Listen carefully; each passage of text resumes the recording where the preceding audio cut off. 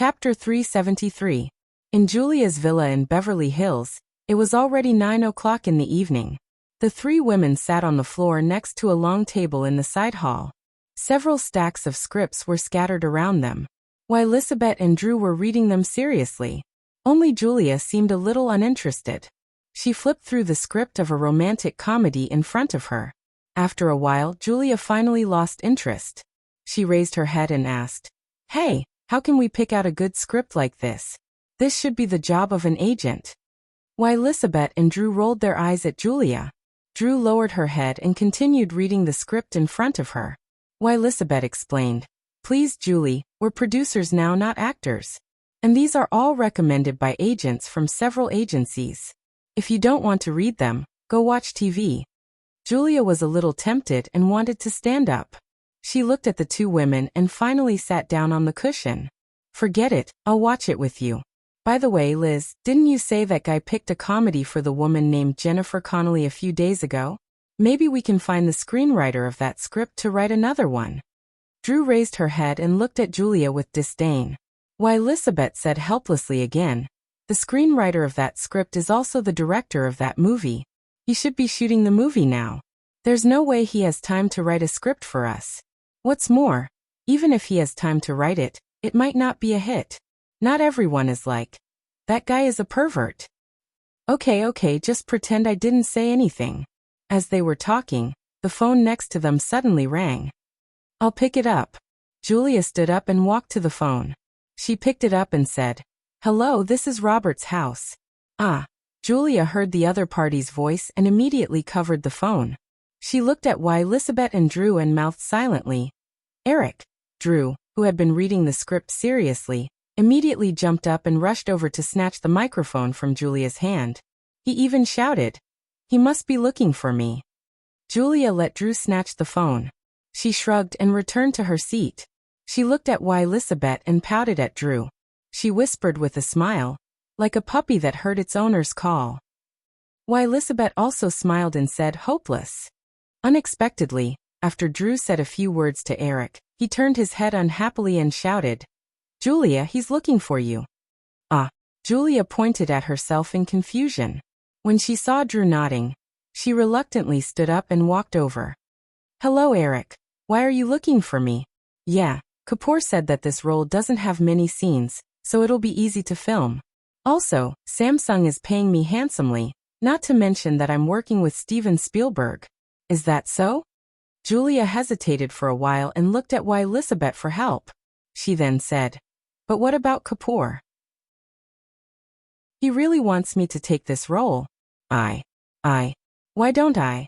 Elizabeth saw that Julia was stuttering, as if she heard something difficult. Elizabeth immediately stood up and took the phone from Julia's hand. "Hey, Eric, what are you trying to force Julia to do? I warned you." "No, why should Julia give up this role?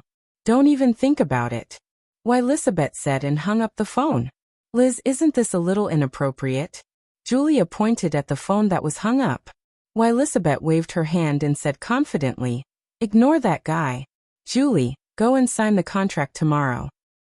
He really thinks we're easy to bully," Elizabeth said and pulled Julia back to her seat. The three of them continued to flip through the pile of scripts, but the atmosphere seemed a little unnatural. Drew didn't think much of it. Although she had been by Julia's side and heard Eric's words, she remembered that Nicole Kidman had called a few days ago to ask about Eric's whereabouts. Drew quickly understood the ins and outs of the matter. Julia and Nicole must have taken a fancy to the same role. Eric wanted Julia to give the role to Nicole. Although she couldn't help but feel a little jealous, this matter ultimately had nothing to do with her. However, Julia and Elizabeth, who had decisively rejected Eric, couldn't settle down to continue reading the scripts. They kept looking at the phone on the table next to the sofa from time to time, as if they were waiting for the phone to ring again. Unfortunately, Eric didn't call again after nearly an hour. "Hey Drew, you've been staying in New York with Eric for the last month, right?" Elizabeth finally couldn't hold it in and asked first. Drew nodded without raising her head. She used a pen to mark a small star on the script in front of her, and put it aside. She then picked up another book and flipped through it. Elizabeth saw that Drew didn't seem to care, and thought that she had a chance. She quickly asked, "Then you should know how much money he made, right?" Only then did Drew raise her head. There was a faint smile on her beautiful and tender face. After looking at Elizabeth a little sheepishly, the girl said a few words. "I don't know." Why, Elizabeth was speechless. She said, "If you don't want to say it, then don't say it." Drew smiled. She took out a piece of gum from her pocket and put it in her mouth. She continued to read the script. "I read in the newspaper this morning that the price of crude oil has risen to $30. A few months ago, it was only $14. A lot of people who speculated in futures made a lot of money. Eric should be able to get a few $100 million USD. I think he's making at least twice as much now," Julia added. "You don't understand. Futures can be leveraged. 10 times, 20 times leverage can increase the principal by 10 times or 20 times, why Elizabeth explained. Then, the two girls realized what was going on and shut their mouths. They stared at each other in shock for a while before looking at Drew again. "Why are you looking at me?" "I don't know anything," Drew repeated. Why Elizabeth hugged Drew's little shoulder and said, "Hey, tell us a little, Drew. How much did Eric make?" "Julia and I promise we won't tell anyone." Drew shook off why Elizabeth's shoulder and said, "Even if you ask me 100 times, I still don't know. Even if I knew, I wouldn't tell you." "Then what have you been doing with Eric for the whole month?" Why Elizabeth asked. Drew said honestly, "Playing. It's New York, a paradise for the rich. There are a lot of fun places to go." Sharp Corner Manor. Eric put down the phone and said to Nicole, who was sitting next to him. Liz took the phone and hung up. "I'll find time to talk to Julia. I'm not in a hurry anyway." Nicole nodded. She knew that since Eric had already made a promise, he would definitely do his best. The next day, Eric did not immediately go to Julia's place. Instead, he went to work at the Firefly headquarters as usual. He learned about the company's operations during this period, and also paid attention to the release of the next few movies. It was already the middle of August. Ghost and Basic Instinct, which were released in July, were still in the top few box office rankings. The summer was also coming to an end. Other than Ghost, which had a strong momentum and was likely to break the $200 million box office, there were no other box office dark horses during the entire summer. Even Die Hard 2, which was evenly matched with Ghost at the beginning, fell by more than 40% in the second week, and only made more than $20 million. This blockbuster, which needed a total box office of $200 million to recoup its costs, seemed to have no hope of recouping its costs in North America. Fox could only pin its hopes on the overseas market. As for Basic Instinct, which was released by Universal in late July, this R-rated film with a hot theme had already taken nearly $70 million in box office in 4 weeks. There was no doubt that it would break the $100 million mark. At the same time, the negotiations between Universal's parent company, MCA, and Japan's Matsushita had also been finalized. Matsushita used $6.1 billion to acquire Universal's parent company, MCA. Another Hollywood movie giant fell into the hands of the Japanese conglomerate. But Eric knew that Matsushita was not as resilient as Sony. After a few years of losses, Matsushita quickly sold Universal to another company. After staying in the company for half a day, Eric did not see Robert Shea. After asking around, Eric found out that Robert Shea had found another project and was negotiating with the copyright owner. As for the details of the script, Robert did not reveal it to his subordinates. Obviously, he was guarding against Eric. This made Eric feel a little amused. After reporting some of Firefly's affairs, Alan then handed Eric a stack of documents filled with a brief outline of the script. "Eric, this is the movie about pirates that you asked me to look for some time ago. Because you told me to keep it a secret, I only found 37 movies. This is just the outline of the story. If you need a detailed script after reading it, I'll contact you again." "Got it. You can go to your work now." Alan nodded and turned to leave the office. Eric opened a document in front of him. Because he had a specific target, Eric read very quickly. He only briefly looked at the story outline. If it was not what he was looking for, he would just throw it aside. Soon, Eric's eyes focused on a thin outline of the script. The name of Bruce A. Evans was written in the screenwriter column. This name matched the screenwriter of Cutthroat Island in his memory. He quickly read the script outline. The plot and the names of the male and female leads were exactly the same. However, the script's current name was not Cutthroat Island. Looks like this is it. After finding this big trap, Eric began to think about how to operate this script. This stinking egg was, of course, used to trick people. However, to ensure that this big trap could have the greatest effect, the best situation was to gather the cast from his previous life. In his memory, the male and female leads of this movie were Gina Davis and Matthew Modine, and the director, Lenny Harlan, was Gina Davis's husband. Lenny Harlan was ambitious to make his wife an action actress, but in the end, he almost ruined Gina Davis's acting career. Although he did not know the subsequent development of the story, Eric felt that the two were likely to divorce in the end. Eric remembered that last year, he personally awarded Gina Davis the Golden Man for Best Supporting Actress. Later, she also cooperated with another actress, Susan Sarandon, in the famous feminist film Flowers at the End of the Road, which was also an Oscar hit. If history did not change, this actress would not be able to recover from the box office failure of Throat Island, just like another tragic actor, Kevin Costner. As his thoughts wandered to Kevin Costner, Eric could not help but think of several excellent films starring Kevin Costner, such as The Bodyguard, $1 Million Arm, and Dances with Wolves. If it were not for future Waterworld, Kevin Costner's status in Hollywood would not be much lower than Harrison Ford, Schwarzenegger, and others. Moreover, Eric quickly remembered that the movie Dances with Wolves was Kevin Costner's first directorial work, and he had won awards such as Best Director and Best Picture in his first directorial work. In his chaotic memory, as Kevin Costner's name pulled out a lot of information, Eric quickly put the matter of Throat Island to the back of his mind for the time being, because he discovered another thing. Dances with Wolves seemed to be released this year, and because the movie was absolutely correct and in line with the characteristics of the American theme, it won this year's Oscars for Best Director and Best Picture. For The Silence of the Lambs, which was released a year ahead of schedule, this was obviously not good news. Although The Silence of the Lambs had been recognized by many film critics as this year's Oscar favorite, the film critics were full of praise for the performances of Anthony Hopkins and Jodie Foster. The praise for the film had been constant for the past few months. It could be said that without Dances with Wolves, the film would have definitely been the big winner of this year's Oscars.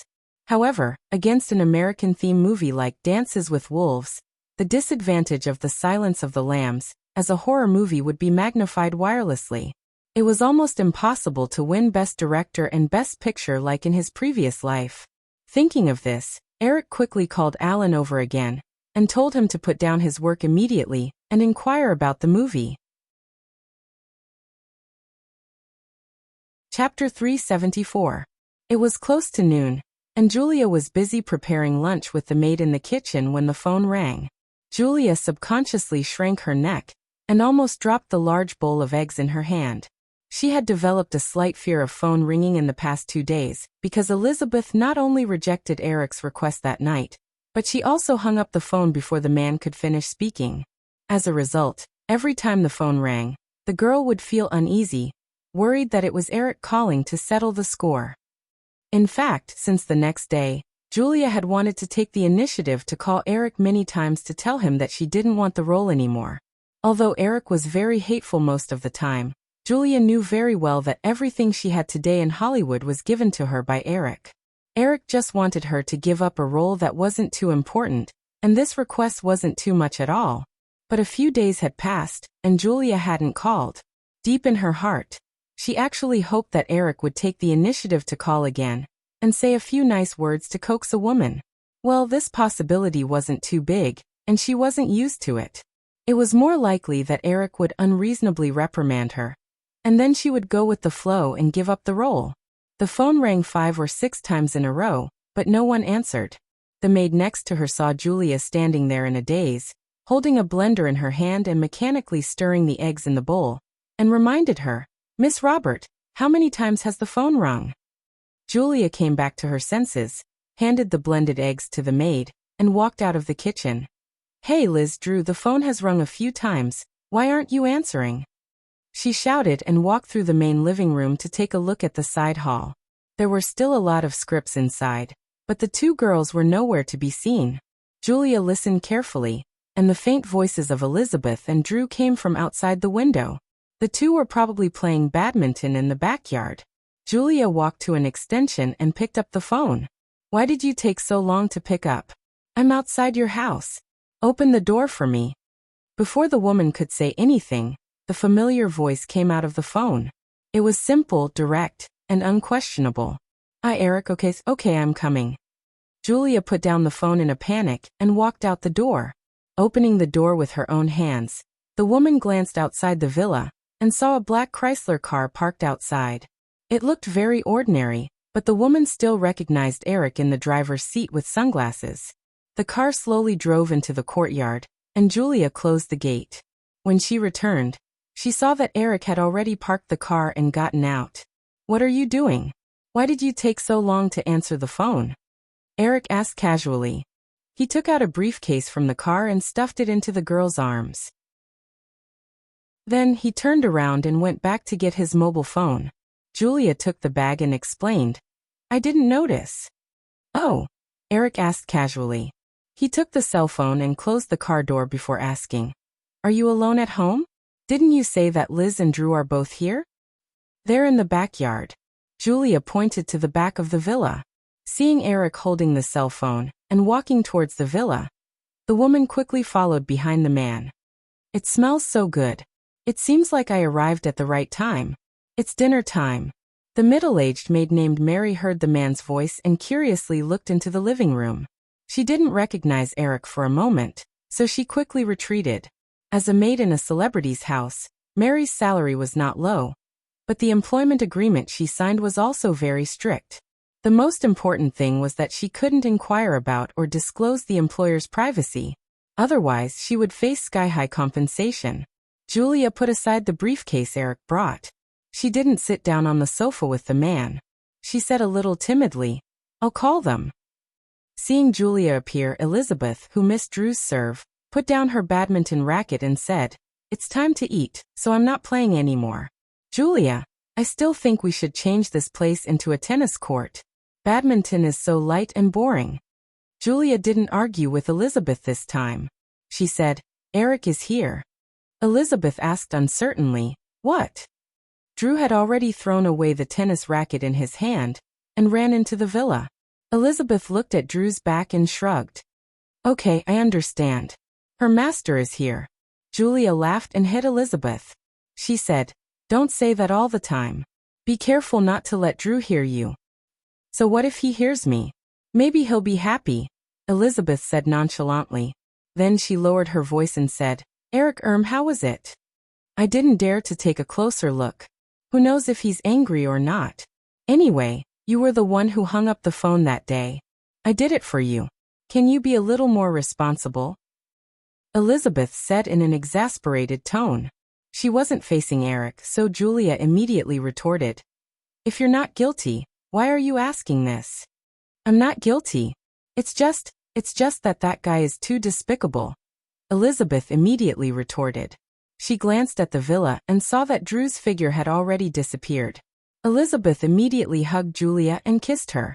"Baby, we must stand together against a common enemy later. We absolutely can't give in. This isn't about a role. It's about the dignity of us women." Julia struggled out of Elizabeth's arms in a panic. "Don't, Eric is here. It'll be bad if he sees us." "It'll be good if he sees us. That way he'll completely give up," Elizabeth said. The two women walked into the villa together and saw Drew next to Eric, whispering something.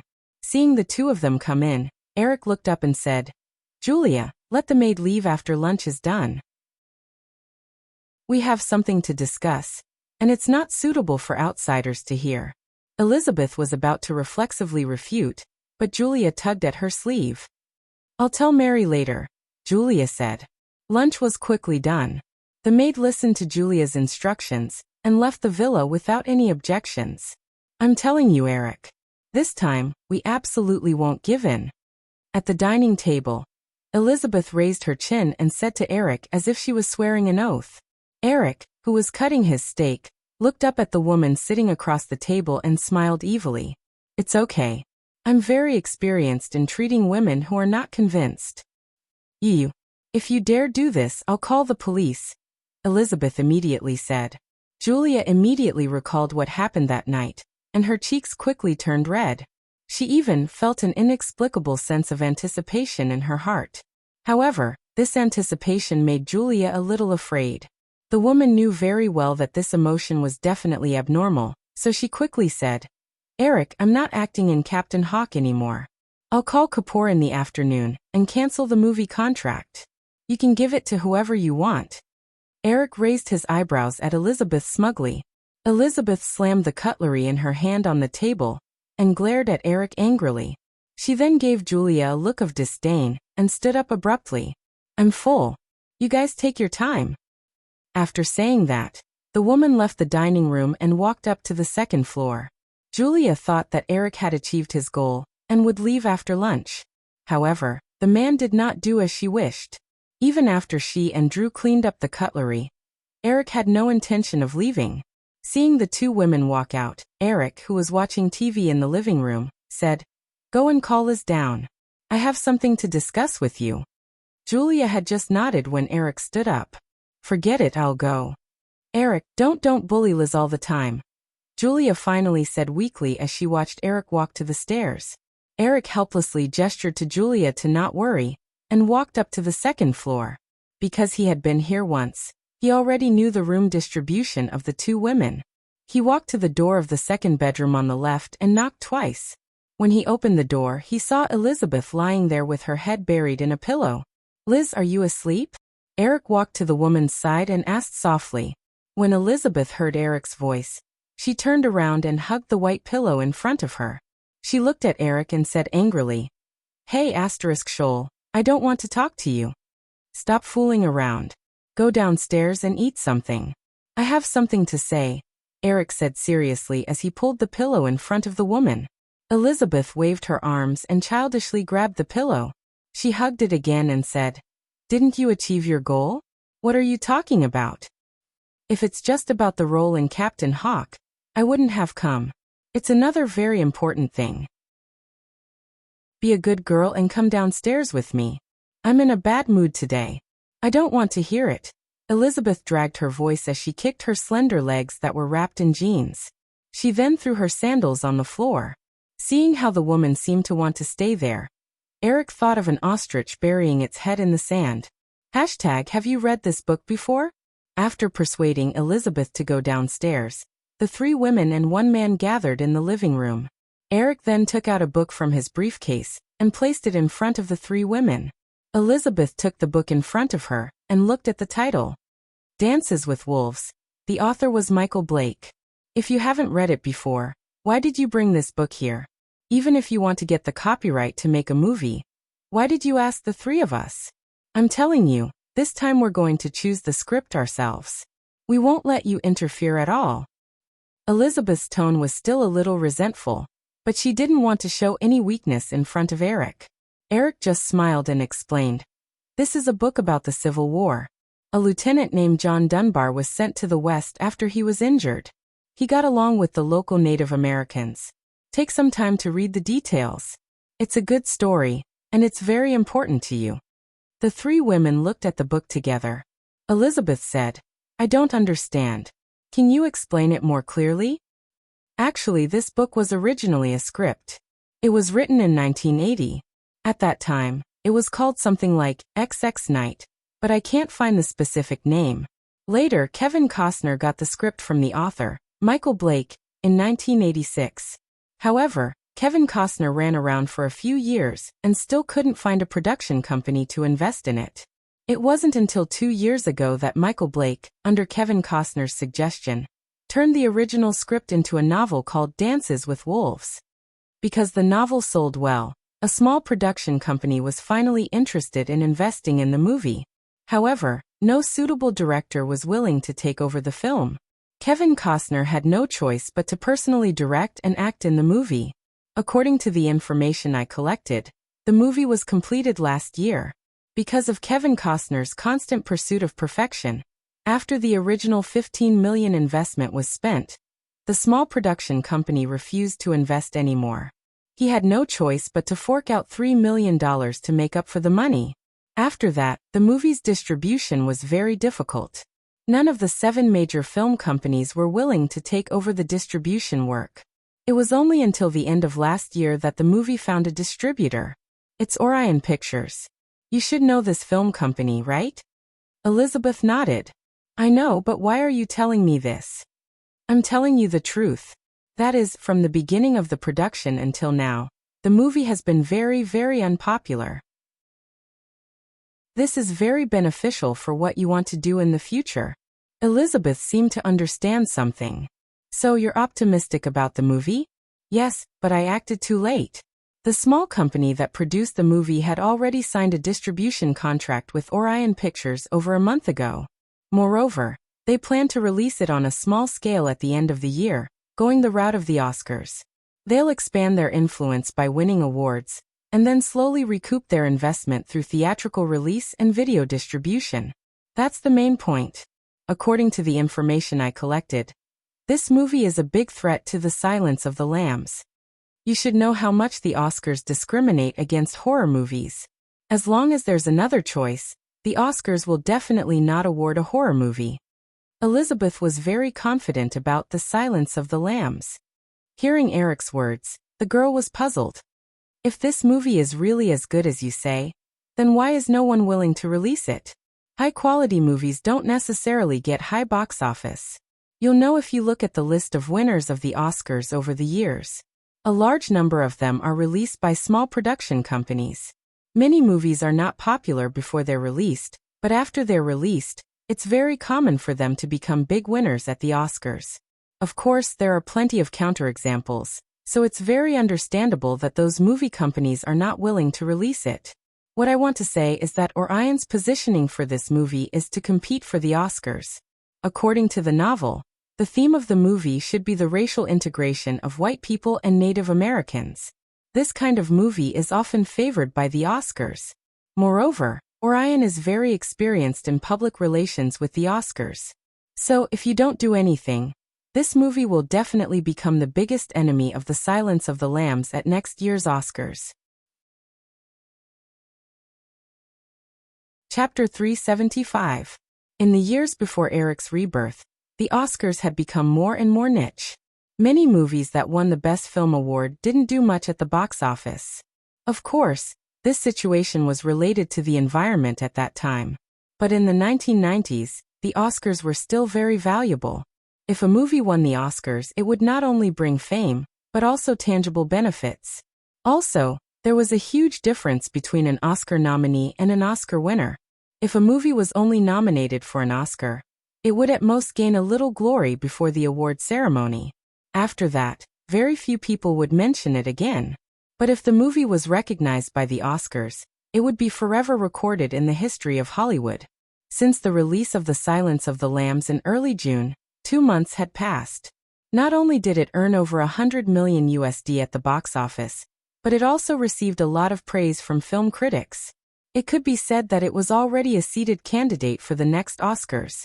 But if it couldn't win a few important awards at the Oscars next year, then The Silence of the Lambs wouldn't be able to have as wide and lasting an impact as it did in his previous life.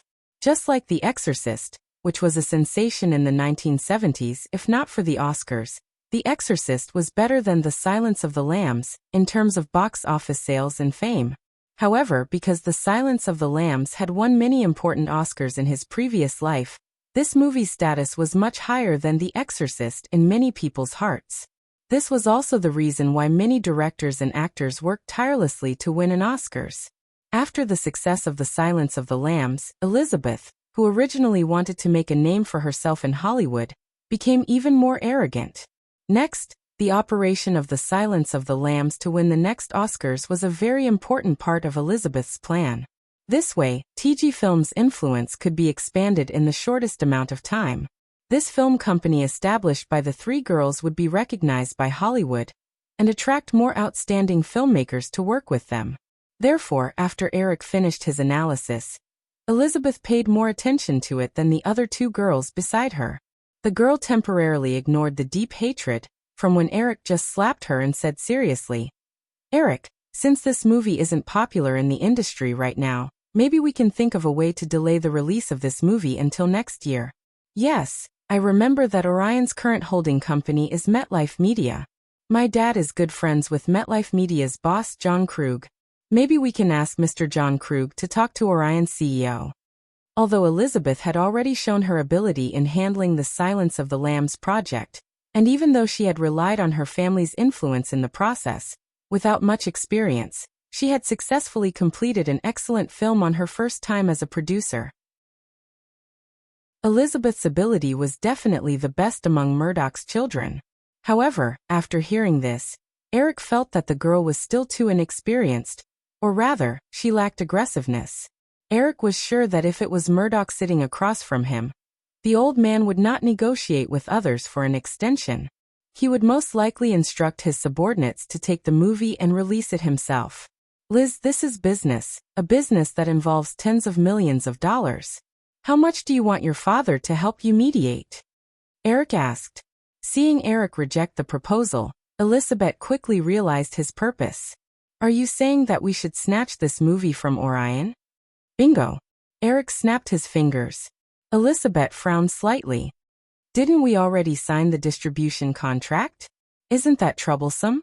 "Of course it's troublesome for a film that's highly regarded, but it's obviously not the case for Dances with Wolves. You have to know that Teenage Mutant Ninja Turtles at the beginning of the year was because Fox wasn't optimistic about the distribution prospects, so we easily bought the distribution rights." Before Eric finished speaking, Elizabeth threw a pillow at his face. "Stop talking. You bastard, you're taking advantage of my family." Eric quickly caught the pillow and threw it back, but it landed in Julia's arms. Seeing Elizabeth pick up another pillow, Eric immediately said, "Stop, I'll slap you if you throw it again." Elizabeth paused, pouted, and reluctantly rubbed the pillow on her knees. She muttered in a low voice, "You like to take advantage of my family. This is business, you have to pay the price. Do you think your father didn't want to take advantage of me? It's just that he didn't succeed." Elizabeth was still angry. She reluctantly asked, "Then what should I do?" "It's very simple, and you're very good at it. Next, you have to act like a princess." "I'm a princess." Elizabeth raised her chin and said proudly. Eric nodded and praised. "Yes, that's the feeling, but you have to exaggerate a little. You have to act like a spoiled little princess." After he said this, not only Elizabeth, but Julia and Drew also showed a curious and puzzled expression. Eric did not keep them in suspense and said, "The next story is like this. Miss Elizabeth of the Murdoch family made a well-received movie. In order for this movie to successfully win the Academy Award, the spoiled little princess unscrupulously used her family's influence in Hollywood to attack movies that might win the award. Coincidentally, there was a movie called Dances with Wolves that received good reviews after an internal test screening.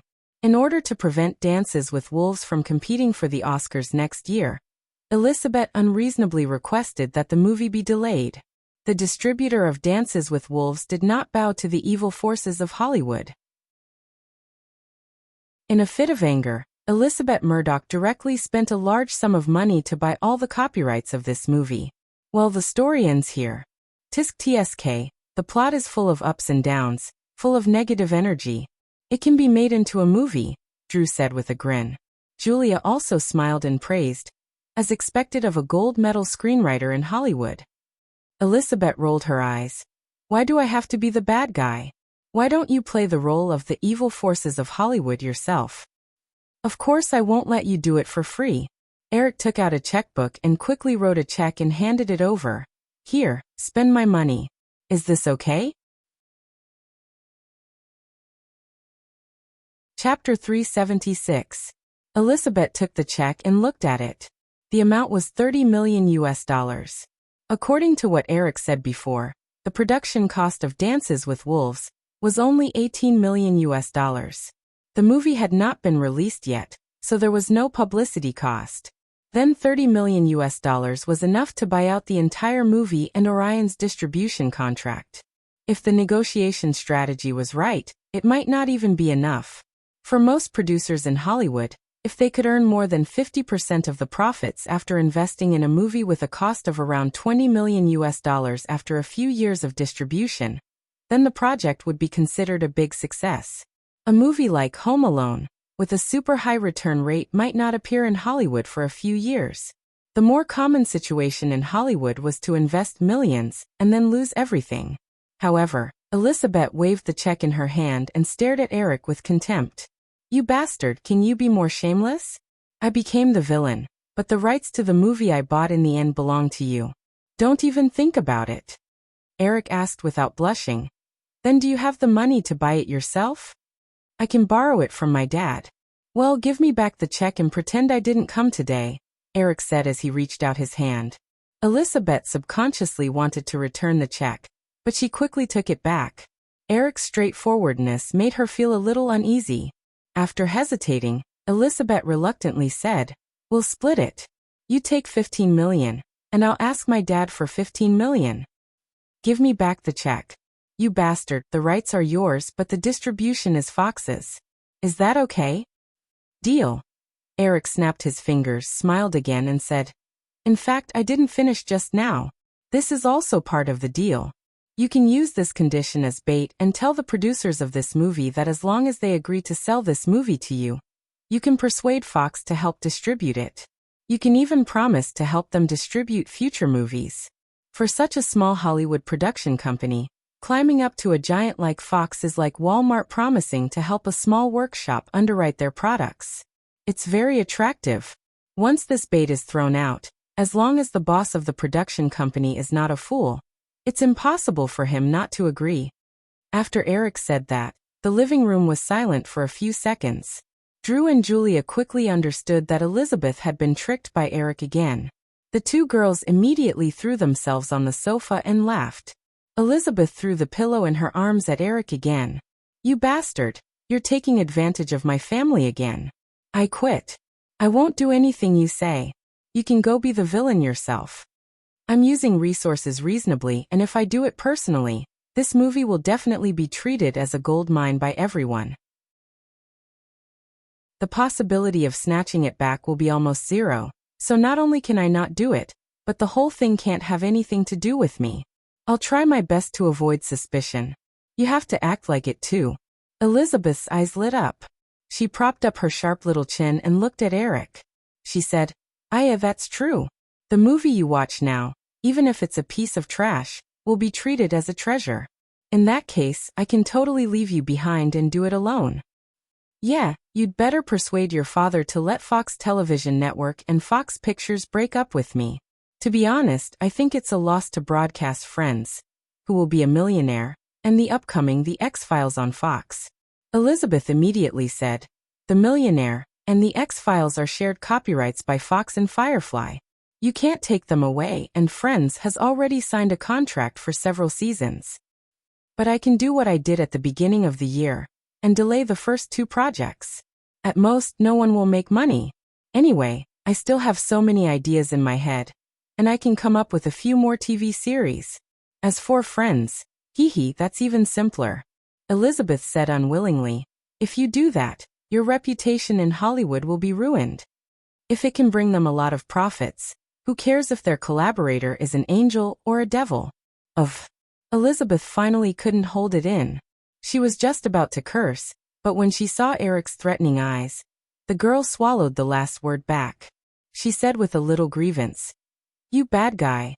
I can't be the bad guy to help you get the copyrights and not get any benefits in the end, right? You're just like the stingy ghost in Balzac's novels. Didn't we just agree that once we get the copyrights, Fox will distribute the movie? According to the information I got, this is a 4-hour movie. 4 hours, you should know what that means, right? Cinemas can only schedule 4 shows a day at most, but for those movies that are less than 2 hours, they can schedule 6 to 8 shows. Just this restriction alone may cause many cinemas to be unwilling to release this movie. Therefore, the box office of this movie will definitely not be too good, and it will probably have to rely on the final release of the videotape to recoup the cost. What I'm interested in is the Oscar potential of this movie, and Firefly also needs some Oscar movies to boost their reputation. Eric was telling the truth.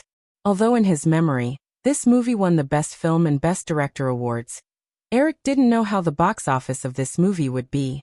However, according to his memory, this movie was 4 hours long, so Eric felt that the box office of Dances with Wolves wouldn't be too good. Elizabeth said in surprise, 4 hours, you're serious? Yeah, 4 hours, longer than The Godfather. Although I think this movie might be good, it's definitely impossible to beat The Godfather.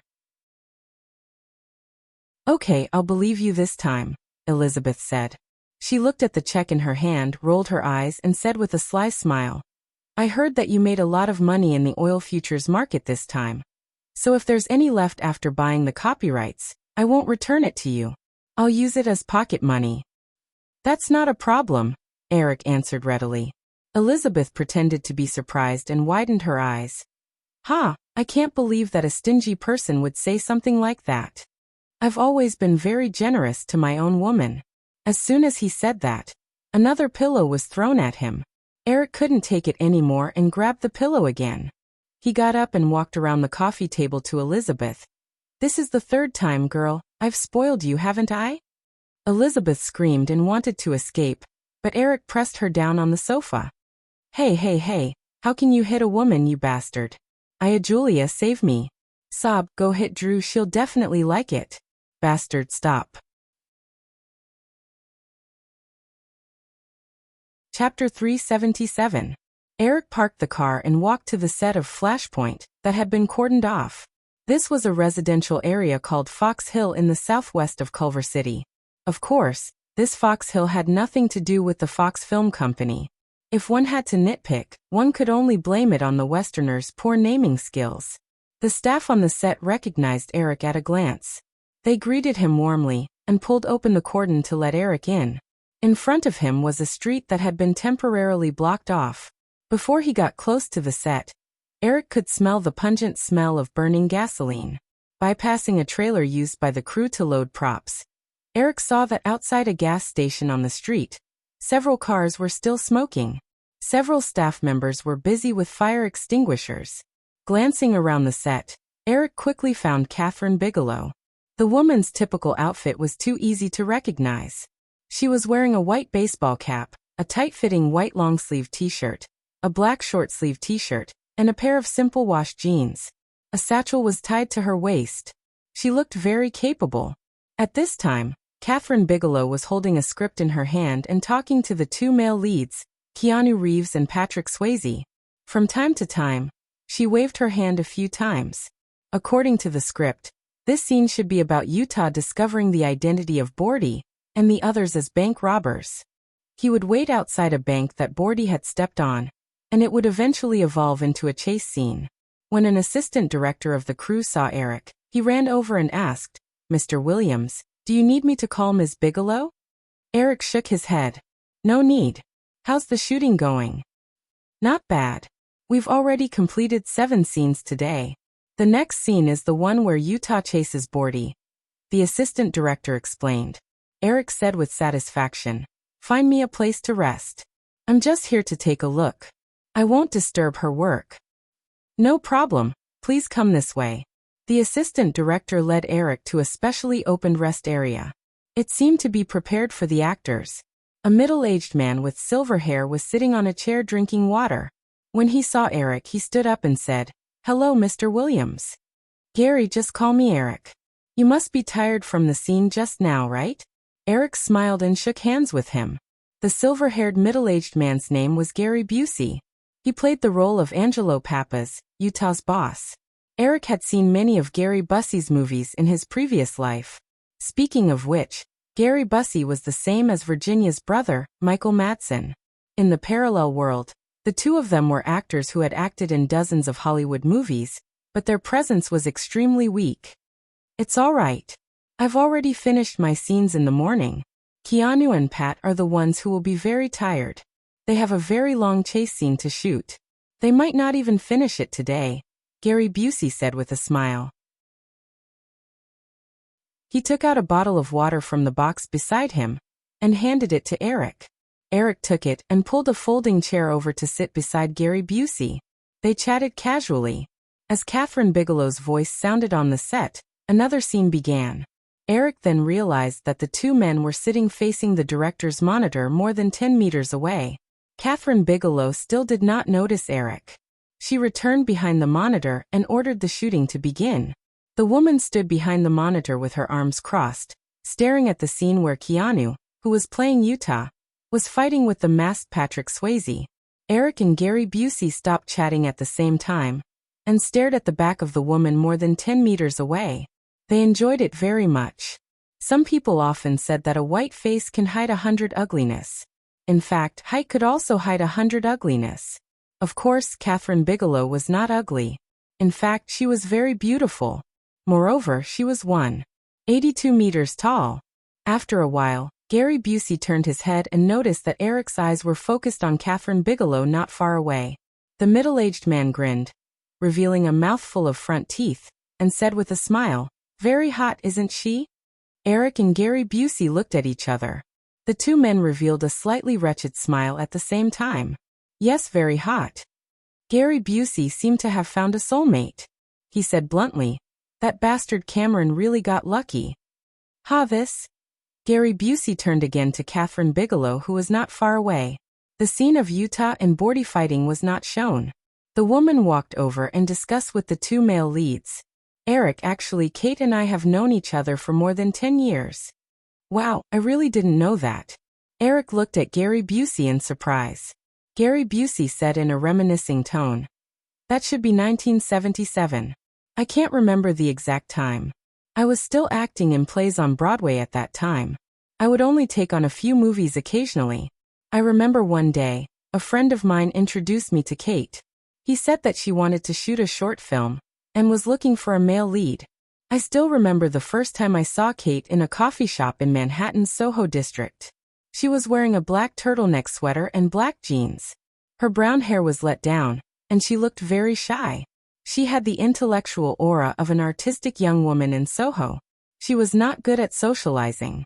She still blushes when she sees strangers. When I first saw her, I was infatuated with her, just like many of the men around her." "And then?" Eric asked with interest. "Later, I acted in her short film. I think it was called Fighter. It was about two men fighting. She and I became good friends.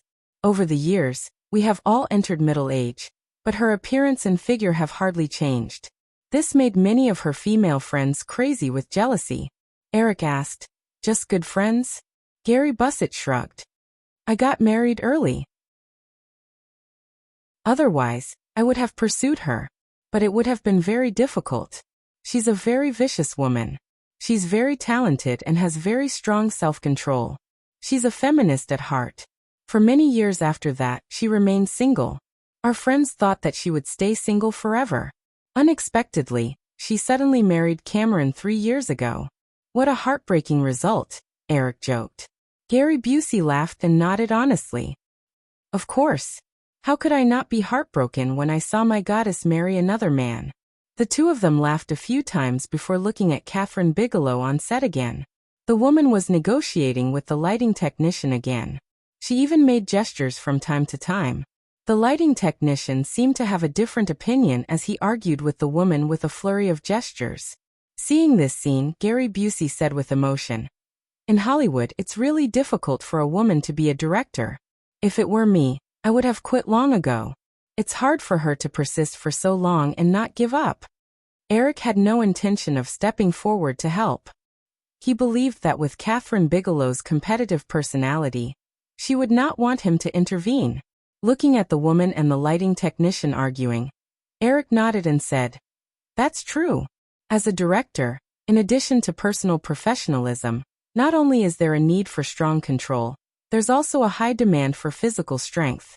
High-intensity work is unbearable for most women, so whether it's Hollywood or other film circles, female directors are not very productive." The two of them chatted casually. After more than an hour, it was close to noon. The crew temporarily stopped to rest and have lunch. Catherine Bigelow finally received notice that Eric had come to the set. "Hi Eric, why are you here?" Catherine Bigelow asked as she walked over enthusiastically and hugged Eric. Eric then greeted the two male leads beside Catherine Bigelow before replying, I was passing by and just happened to come and take a look. Catherine drew a big circle in the air with her finger in disbelief. You're saying that you passed by here on your way to Burbank from Malibu? Eric rolled his eyes and pointed to the west. Who told you that I went to Burbank? Firefly's team is doing a field inspection in the Playa Vista area, about 3 kilometers to the west. Firefly plans to build a studio base there, so I left the team and came here.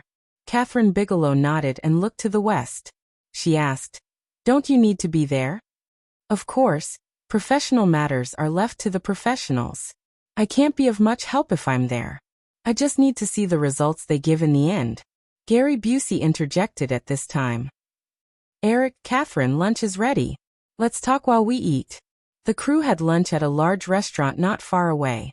This point showed the difference between the crew and the one on the other side of the ocean. When Eric had participated in some film shoots in his previous life, most of the time he would take a lunchbox from the logistics department and find a place to make do with it. This way of eating meant that the crew's expenses would increase. However, these small details were written in detail in the contract under the supervision of various Hollywood unions. As long as you wanted to make a movie in Hollywood, you had to compromise with the unions. Of course, there were also people who could sign subsidiary contracts to change these rules. However, this required enough strength and confidence.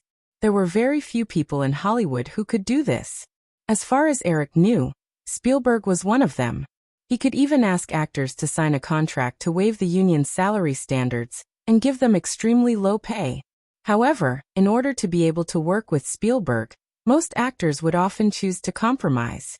With Eric's current strength in Hollywood, he also had the confidence to break the rules, but he had not yet encountered a time when he needed to do so. After taking some lunch, Eric and Catherine Bigelow chose a table to sit down at. Perhaps they felt that the director and producer had something to discuss, so the few actors present did not join in the fun. Although Gary Busey wanted to join in, he was pulled to their table by Patrick Swayze. Little guy, I thought you wouldn't come to the set again. With no one around, Catherine Bigelow immediately changed the way she addressed Eric, which made him extremely depressed. As a producer, isn't it a very reasonable thing for me to appear here? Of course.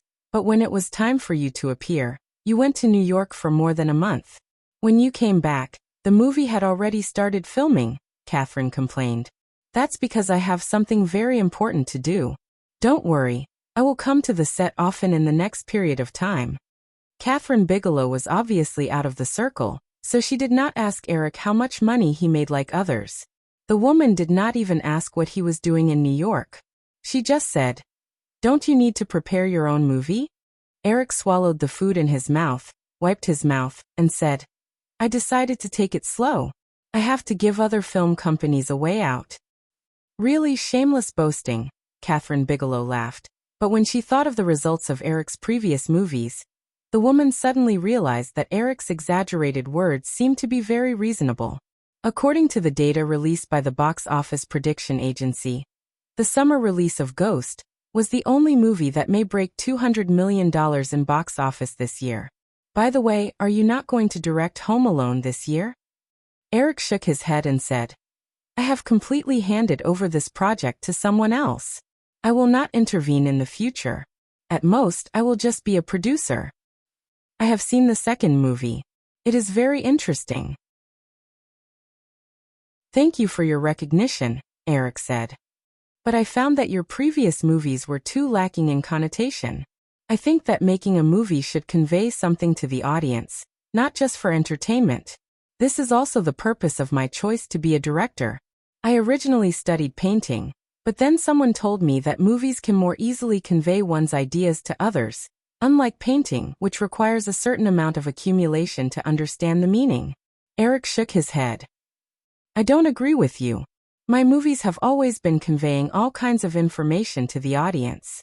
It's just that these things are more subtle. Besides, I also think that this is the right way to convey it. The audience often only sees what they want to see. Just like there are 1,000 Hamlets in the eyes of 1,000 readers. They will only accept the Hamlet in their mind. So if you want to convey your point of view to the audience, you must resonate with them. In this way, You don't have to say it explicitly, and they can understand what you want to convey from your movie. Otherwise, no matter how clever the preaching is, it will often have the opposite effect. Just like Point Shock, which you are shooting now, I have carefully read the script several times. Do you know what I saw from your script?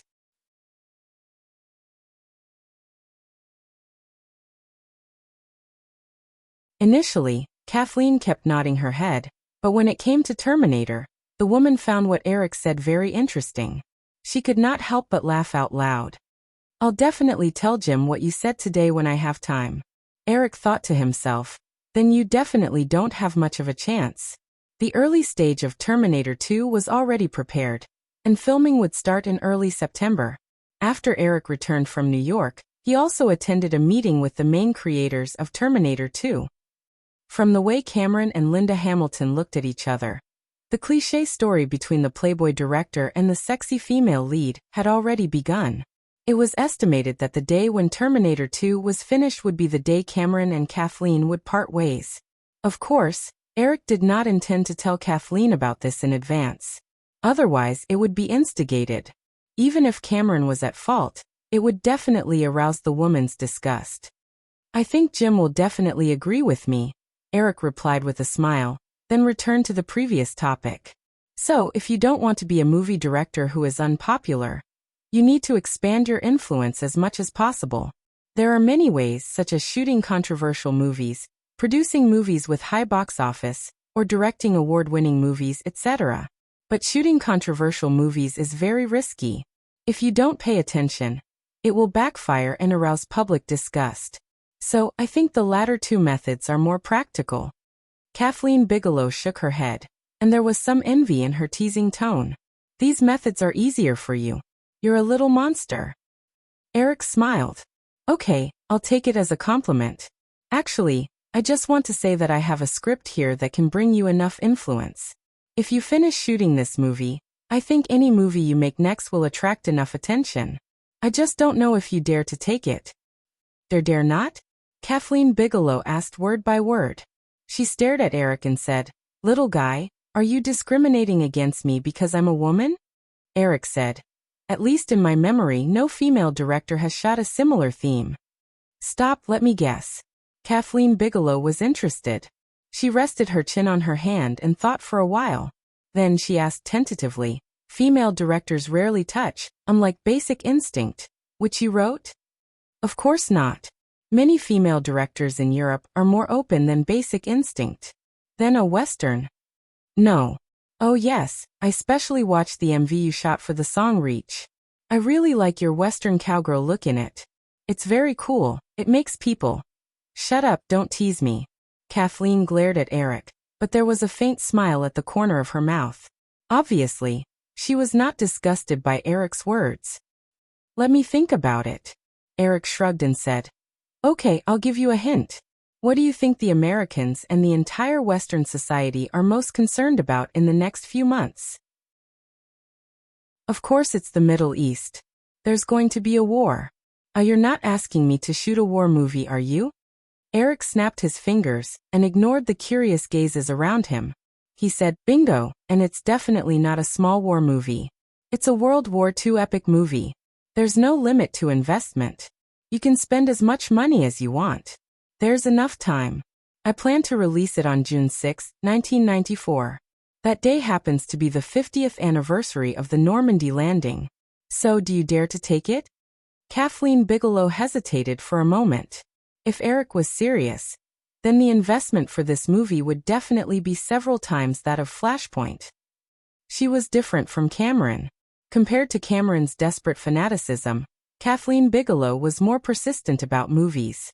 She liked to shoot movies and use movies to express her views. However, she also understood that if she failed after taking on this big production, it would likely mean a long period of silence for a female director, or even a permanent departure from Hollywood. Eric, can you talk about the script first? Kathleen finally failed to resist the temptation. However, she still asked this question first. If Eric's script was completely not to her liking, then she could naturally turn down this invitation. Eric had a panoramic view of the changes in Kathleen's expression.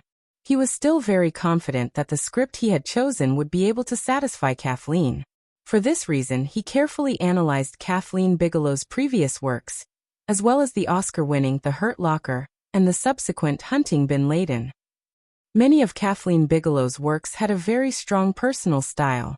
Among them, whether it was the early Ruthless or the latest Hunting Bin Laden in Eric's memory, they all carried a kind of calm despair. Although the Hunting Bin Laden, in his memory, and the current Flashpoint were 20 years apart, the male and female protagonists of the two movies eventually reached the same destination. They both completed their missions. One threw away the FBI badge, and the other shed tears of joy. Even for The Hurt Locker, which won the Best Director award, William went around in circles and set foot on the battlefield again. However, Eric had chosen a story about hope. Despair and hope seemed to be two extremes, but they were often as close as brothers. It's a story of 8 saving one, Eric said. On June 6, 1944, after the Normandy landings, 3 of the 4 Ryan brothers died on the battlefield at the same time. Their mothers received 3 death notices on the same day, and the youngest son of the family, James Ryan, sneaked into the enemy's rear with the airborne troops. It's unknown whether he's dead or alive. In order to leave a glimmer of hope for this grieving mother, the military sent a team of 8 people led by Lieutenant Miller to sneak into the war zone in an attempt to find James Ryan and take him away from the battlefield. Eric was quite eloquent. In addition, he had the complete film in his mind, so he narrated the entire story. Kathleen also maintained a serious expression as she listened attentively. She did not realize that the number of people in the restaurant had unknowingly decreased by a lot. The assistant director in charge of arranging the shooting schedule saw that the 2 of them were engrossed in their conversation, so he did not go forward to remind them that it was almost time to shoot. In Eric's opinion, Saving Private Ryan was not a completely American-themed movie. At least, it was very different from the ones he had seen before. The movie truly showed the cruelty and tragedy of the Normandy landing site.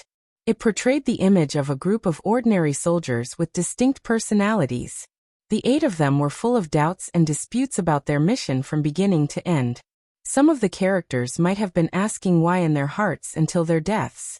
Kathryn Bigelow, who was still an artistic young woman at heart, was obviously very moved by this kind of movie, which contained the interrogation of war and the portrayal of human nature. She also understood that as a woman, if she could make such a war epic movie, the sensation it would cause would definitely be worldwide. As a female director who was discriminated against in Hollywood, the competitive Kathleen Bigelow's desire to prove herself was stronger than many people's. In the face of the woman's tempted expression, Eric said patiently like a salesman, "How about it, Kathleen? Do you want to take on this script? Although you haven't made a movie with such a big scene before, this is not a problem because it's scheduled to be released on the 50th anniversary of the Normandy landing.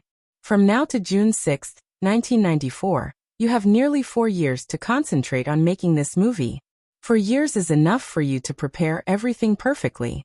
Kathleen Bigelow did not answer immediately. Instead, she asked, "According to what you said, the investment of this movie is estimated to be more than twice that of Thriller Point. Aren't you afraid that I'll screw up this project?" "If I screw it up, I'll pay with my body." Eric thought evilly in his heart, but he said, "Of course I'm not afraid. I believe in your ability. Besides, you have me. If you're like many Hollywood producers who always interfere with the production of movies, I won't take on this movie. As long as you approve of the script I wrote, then I won't interfere too much with the production of this movie. I'm just saying that when the production of the movie encounters difficulties, I'll help in time. However, I believe that 4 years is enough to solve all the problems. Then you'd better write the script for me to see first." Kathleen Bigelow noticed that there were only a few people in the restaurant. She stood up and said, "It's time to work. Then I'll write the script as soon as possible." Eric also stood up, and the 2 walked out of the restaurant side by side. In the following days, Eric often appeared on the set of Thriller Point. The script for Saving Private Ryan was successfully completed a week later. Eric handed the first draft of the script to Kathleen. The woman was obviously more interested after reading it. She also put forward a lot of suggestions for changes. Eric was happy to agree to some minor details, but when it came to the core of the script, Eric would not make too big of a concession. Instead, he argued with Kathleen. Therefore, during the filming, the crew members often saw the director and producer discussing something in a whisper. Occasionally, they would fall into disputes. This situation made many people a little nervous. They were afraid that this kind of dispute would affect the filming of the movie. However, their worries were obviously superfluous. By the end of September, the filming progress of the movie had come to an end. Eric and Kathleen did not have any sharp conflicts.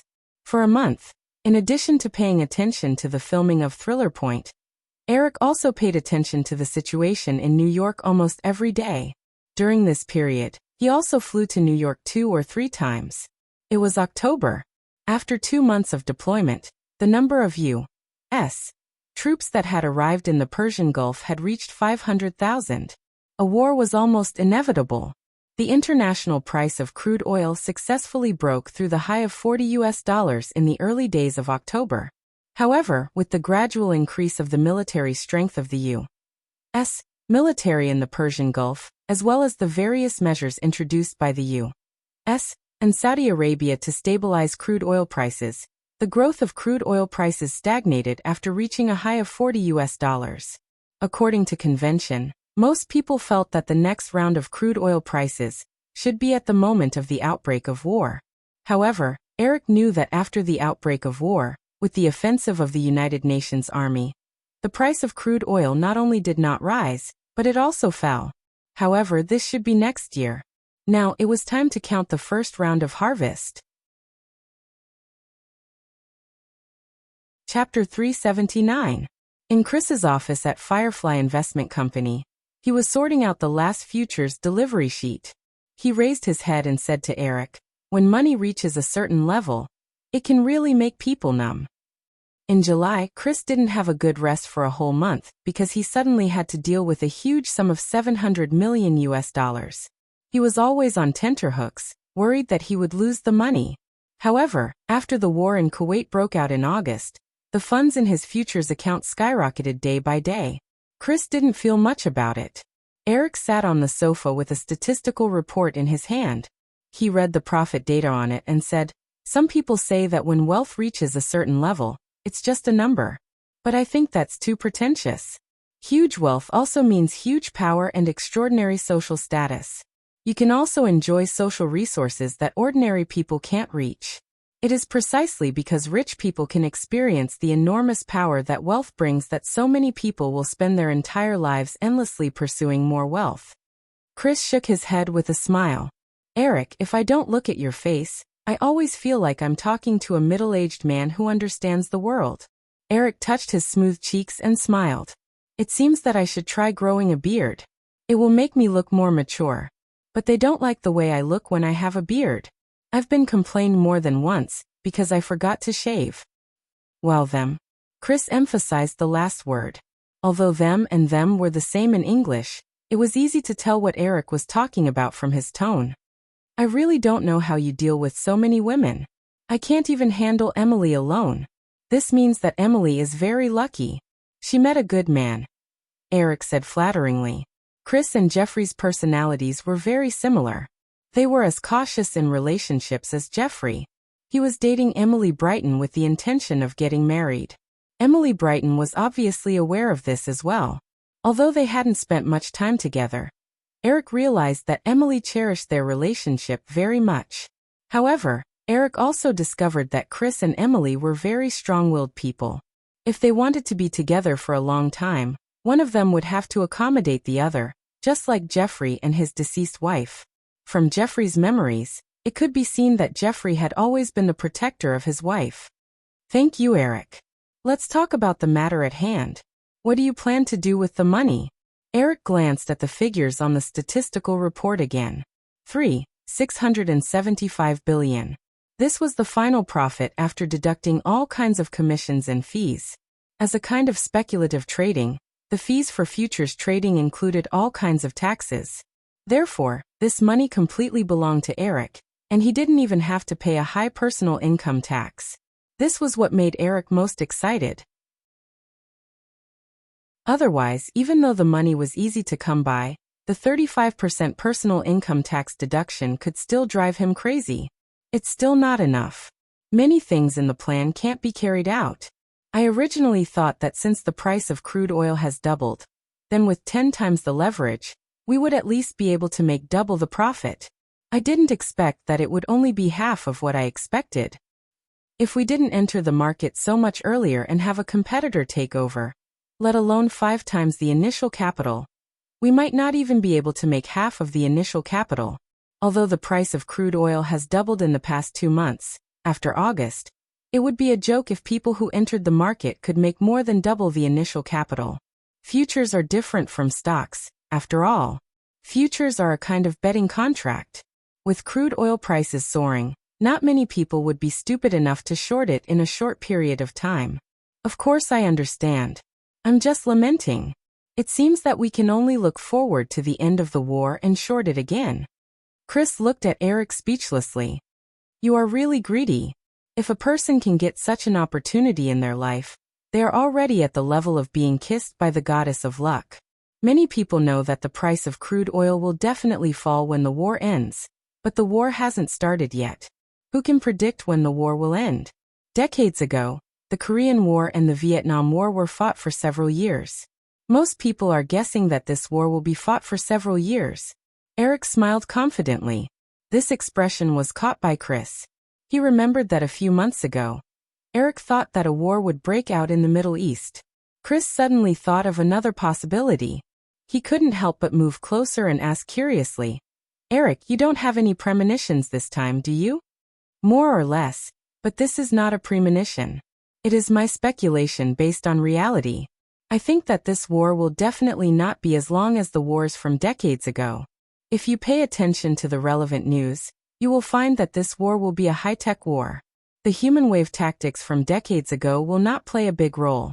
So it is useless for Saddam to have millions of troops. What's more, Saddam no longer has the support of the Soviet Union. In the previous wars, the real opponents were not only those few small countries. Of course, I have read a lot of information, but I did not find the high-tech war you are talking about. Chris shook his head and said, forget it. Let's not talk about this. Even if it is like what you said, war is not something that can be fought in a day or two. By then, we should have enough time to plan. Let's talk about the money. What do you mean by it is not enough? Last year, Sony spent more than $5 billion to acquire Columbia. More than a month ago, Japan's Matsushita spent $6 billion to acquire Universal Pictures' parent company, MCA. Now, I only have about $3 billion US. Of course, it is not enough. Chris immediately understood Eric's plan. You are planning to acquire a big film company? Of course. That is why I said the money is not enough. Now, acquiring any big film company will cost at least $5 billion. If you want MGM, I think Kirk Cochran will be more than happy to sell it to you for $1.5 billion, Chris joked. Thinking about the current situation of MGM, Eric had a sarcastic smile on his face. I don't buy rubbish. MGM has been ruined by that casino tycoon. More than half of their film library has been taken away. Their distribution channels have shrunk. The company does not have any valuable film rights. Even their properties have been used by that tycoon to do hotel business. I don't think MGM has any value left. Chapter 380. MGM has been around for almost 70 years. The brand itself is valuable, Chris said. Then he shook his head. But it's not worth much. Which company do you want? Columbia and Universal are definitely out of the picture. The Japanese just bought them and are rubbing their hands together, preparing for a big fight. Warner can't even think about it. The only ones left are Disney, Paramount, and Fox. Well, Fox is out of the picture too. They have News Corporation behind them. Now there are only Disney and Paramount. Disney is in a period of rapid growth. So, you want Paramount? Eric asked, why not Disney? Chris looked surprised. Disney is now in a period of rapid growth. Its development momentum is so good. What's more, the CEO of Disney is Michael Eisner. After the incident at the beginning of the year, although you have reconciled on the surface, if you want to buy Disney, Michael Eisner will definitely know what will happen to him. He will do his best to stop you. Thinking of how Paramount, which relied on Viacom in his previous life, was surpassed in performance by the second-tier Lionsgate Pictures, and even became a burden to Viacom, Eric shook his head. It's easy to buy Paramount. I think the shareholders will be happy to sell it to me. But Paramount is not a good choice. The development of this company is not in line with my plan. Its business scope is too limited to film production. But Disney is different. The business strategy of Disney's entire industrial chain is very suitable for me to expand my territory in Hollywood in the future. If you insist, you may have to spend more money than the two major Japanese consortiums, Chris said while thinking about the limited information about Disney in his memory. He then said, Disney's current market value is about $4 billion. If you want to buy Disney, you can only use the hostile acquisition method. You'll have to pay a premium of at least 50%. Without $6 billion, it will be very difficult to buy Disney. If we don't make a move now, we won't be able to buy Disney in a few years, Eric said. With the rapid development of the American economy and the rise of Hollywood in the world, the market value of several major Hollywood film companies increased by more than 30% every year. Even the declining MGM was sold at a high price of more than $5 billion after more than a decade. In his memory, Viacom spent $10 billion to acquire Paramount 3 years later. Now Paramount could only be sold at a price of $6 billion, like the parent company of Universal Pictures. Although Barry Diller's sniping was a factor in the deal, it also reflected the skyrocketing market value of the 7 major film companies as Hollywood expanded. With the development potential of Firefly, it would take at most 5 years for it to be able to stand shoulder to shoulder with any of the big 7. However, Eric also knew that if things were allowed to continue to develop, after 5 years, the big 7 film companies would have basically completed the integration with the media group. Of course, during this process, Firefly would definitely be recruited by the media group. However, this was not what Eric wanted. He wanted to be the master, not the subordinate of others. Therefore, now that there was an opportunity, Eric would of course take down a major film company as the most important bargaining chip. In the future, through various financing methods, he would develop himself into a media group instead of being recruited. In his previous life, the only company that developed into a media group with its own strength was Disney. Time Warner could only be considered half of it. If we want to buy Disney, then we have to start preparing now, Chris thought for a while and said. The first thing we have to do is to absorb Disney's shares and get the right to speak on Disney's board of directors. Next, because we don't need to pay all the money in one go, the $3.6 billion in cash is enough. Moreover, if necessary, we can also raise funds. With Firefly's performance over the past 2 years, I think any investment bank on Wall Street would be happy to participate in this investment. Even many of Disney's shareholders probably want equity more than cash. Eric listened to Chris' analysis while he took a pen and wrote something on the coffee table. When Chris finished speaking, Eric had already filled out a check and handed it over. He said, "Let's not talk about this first. Chris, this is your bonus." Chris took the check and glanced at it. He quickly pushed it back and said, "It's too much. This is what you deserve. If it weren't for your help, I definitely wouldn't have made so much profit during this oil crisis," Eric said as he reached out and blocked Chris's movement. "I really can't take so much. I know how much what I'm doing is worth." Chris shook his head firmly and added, "And if Dad knows, he definitely won't agree." When it came to Jeffrey, Eric thought for a while and said, "How about this? I'll exchange this money for Firefly's shares. 3%, the same as your father's share in Firefly film." Chris thought for a while and finally nodded. Firefly's main asset now was only 23% of Cisco's shares. With Cisco's current market value, 3% was not too much. It was much less than the money Eric gave him. However, Eric knew what kind of behemoth Cisco would develop into in the future, so he didn't think it was too little. What's more, he could increase Chris's share in the future. If he gave too much at one time, what if he couldn't afford it in the future? Although Chris's character was now introverted and calm, and the two had a good relationship, No one knew what would happen in the future as time passed. In his previous life, Michael Eisner went from a wise leader who brought Disney to the peak to a headstrong Disney tyrant. In the end, he lost the support of the people and was kicked out by the board of directors. Since you have just proposed some plans, then this matter will be handled by you. From now on, start to absorb Disney's shares. Eric chatted with Chris, but in his heart, he thought of the rotten egg that had not been touched yet. Cutthroat Island. It would be great if he could throw Cutthroat Island to Disney. This summer, Disney had lost hundreds of millions of dollars. It was estimated that it would be difficult to reverse the loss in the second half of the year. If he could throw Cutthroat Island to Disney, then this project could make Disney lose another $100 million. 2 consecutive years of losses were enough to seriously weaken Michael Eisner's prestige in Disney and weaken Michael Eisner's control of the board of directors. Then, after the acquisition plan was launched, things would be much simpler. However, Michael Eisner was not a fool. This matter was very troublesome to handle. Thinking in his heart, Eric quickly thought of Robert Shea.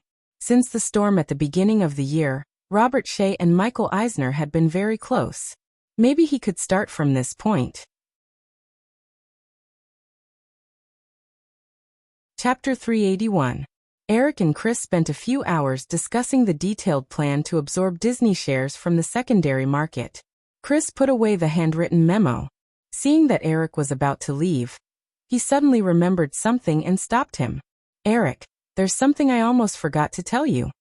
When Eric sat down again, Chris said, in August, the board of directors of Cisco passed a resolution to remove the founders of Cisco, Mr. and Mrs. Gray. The 2 of them have now left the company. Chris got up and found a folder from the filing cabinet and handed it to Eric. Eric opened it and saw that it was a resolution of the Cisco board of directors in mid-August. After reading it, Eric looked up and asked, "What's going on?" The Grays feel that the current management of Cisco is too focused on profits, which is not in line with their original intention of founding Cisco. They have made several arguments about this. When I went to Cisco's mid-year meeting in June, I happened to run into them once. The couple pointed at the CEO of the company, Morgan Ritchie, and scolded him. The meeting was delayed for 3 hours because of this.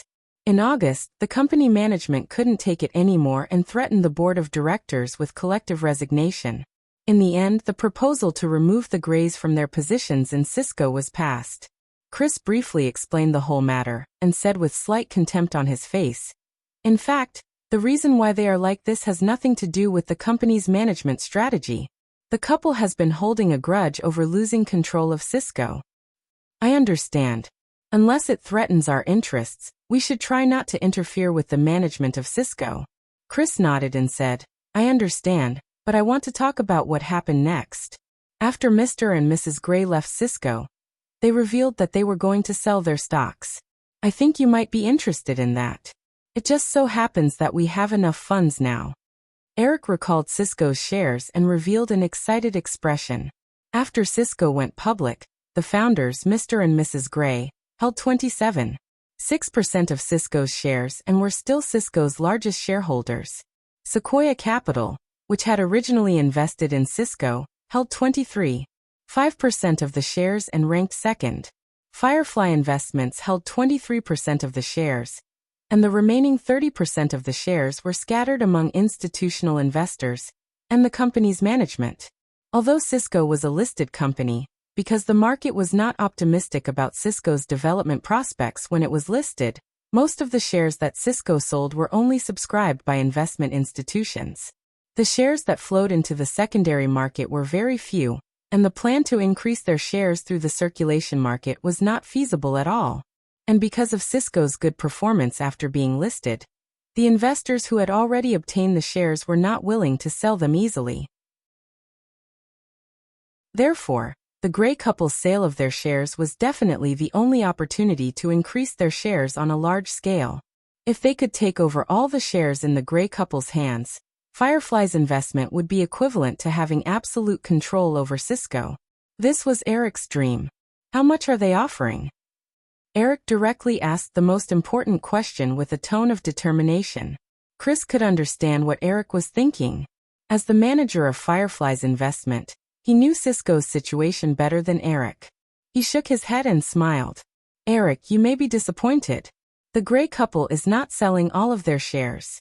They are only willing to sell 2/3 of the shares, which is about 18%.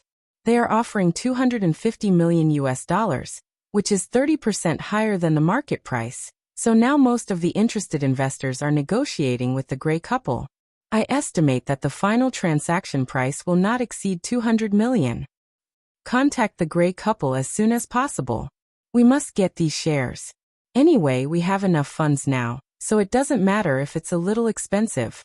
Eric thought for a while and said, in this case, tell the gray couple that if they are willing to sell all of their shares, we will buy them at the 30% premium they offered.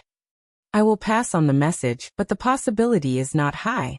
If the couple didn't need funds to start another business, they probably wouldn't even sell the 18% shares.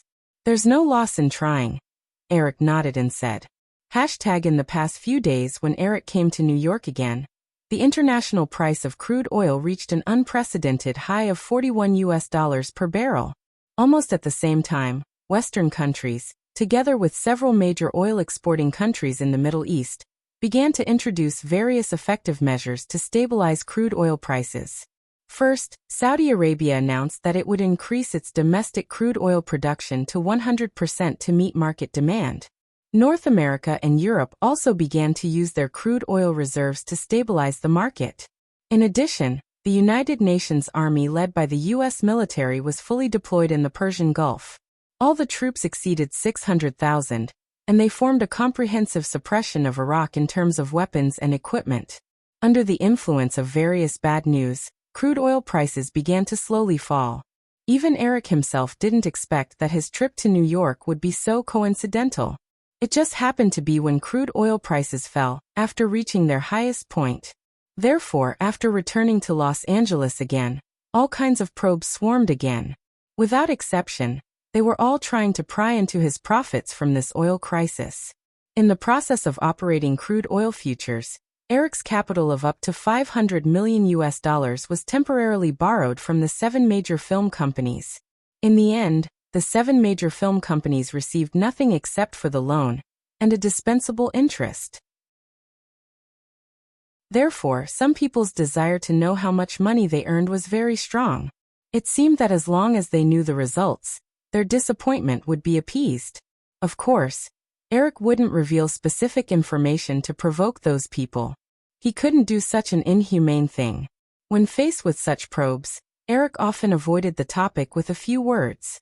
Therefore, some people had to turn their attention to the movements of Eric's companies, hoping to get some information from them. But as the days passed, except for the plan of the Praia Vista filming base revealed by some employees of Firefly, there was only the announcement of Firefly's investment of $210 million to acquire 18% of the shares of Cisco's founders, the gray couple. Other than that, Eric didn't seem to have made any big moves. Although when negotiating with the Praia Vista community officials, Eric said that he would invest $1 billion, people with discerning eyes could see that the filming base in Praia Vista couldn't spend that much money. Not to mention, the project cycle was a few years long, and the first investment was at most $100 million. This kind of calm small matter made many people feel a little more at ease. They comforted themselves by guessing that Eric probably didn't make too much money. As October slowly passed, Hollywood was once again about to usher in the New Year's Eve. The major film companies had already started the promotion of the New Year's major films. The executives of the 7 major film companies were a little relieved to find that Eric didn't have any films that he personally directed this year, except for the one he produced, Thriller. Firefly only had a total of 2 films released at the end of the year. In addition to Thriller, there was another film produced by Robert Shea, Ghost Detective. This work imitated the thriller style of Ghostbusters, and was a film that Eric had never heard of before. Probably due to the butterfly effect, the film's investment reached $40 million. According to the agreement between Robert Shea and Eric, Firefly accounted for a quarter of the investment. Firefly's Home Alone series, which had been the main series for 2 consecutive years, didn't produce a sequel this year. The main reason was that Stewart's agency, CAA, proposed a sky-high salary of $15 million, which was almost double last year's salary. Also, Runkle and his wife seemed to be enlightened this time. They didn't interfere wantonly and left the negotiations to CAA. If they accepted CAA's offer, coupled with the price increase of the other lead actors, the cost of forcibly producing a sequel would reach $25 million. The total cost of the sequel would exceed $50 million. Including the post-production marketing budget, the film would need $140 million at the box office to recoup the cost. Based on the previous two films' declining box office, the possibility of a loss was very high. Eric didn't think too much and temporarily cut off the sequel's production plan. On the day Firefly announced that they were suspending the Home Alone series, Stewart's agent immediately called to make concessions. However, Eric, who was busy with futures trading at the time, had no intention of arguing with CAA again. He directly rejected the other party. Firefly wasn't like some film companies that relied heavily on a film series, so they didn't need to be too accommodating to the film's main creators. Since some people didn't know what was good for them and asked for an exorbitant price, they should have the awareness to swallow their broken teeth. Shock Point wrapped up in mid-October and was expected to take a month to complete post-production. However, Eric didn't get close to Kathryn Bigelow these days, because the paparazzi caught Cameron and Linda Hamilton's affair, and the photos were published in the newspapers. Kathryn rushed to the set of Terminator 2 in New Mexico on the day the news was revealed. After Cameron admitted it himself, the woman divorced Cameron without any hesitation. However, Cameron wasn't an unmarried director after all. As a married man, having an affair with the female lead might affect the box office of Terminator 2 if word got out. Therefore, the two agreed to wait until Terminator 2 was released before announcing the divorce. Although the matter was temporarily hidden from the media, many people knew about it. As an investor of the two movies, Eric certainly knew. As a very vicious woman, Kathryn Bigelow didn't marry Cameron until she was 35 years old because she admired his talent. She didn't expect that the marriage would last less than 3 years before her husband cheated.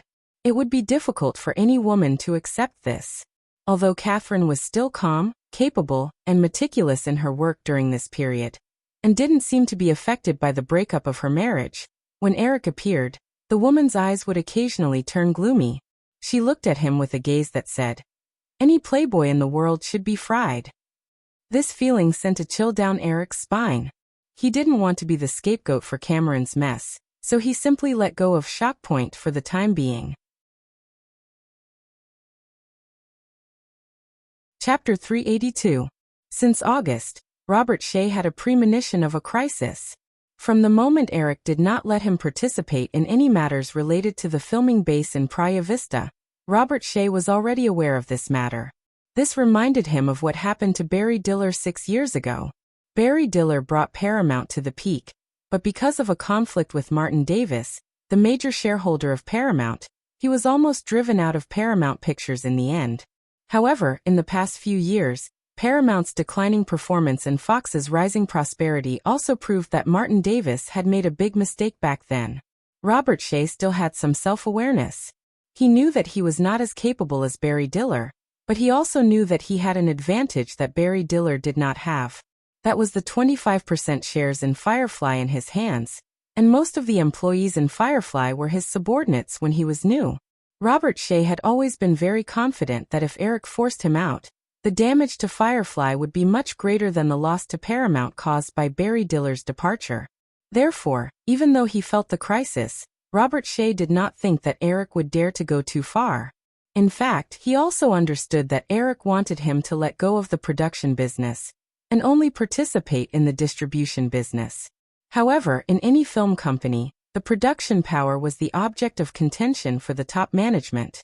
If he only let him be in charge of the distribution business and not participate in the other businesses of the company, how different would he be from a distribution manager?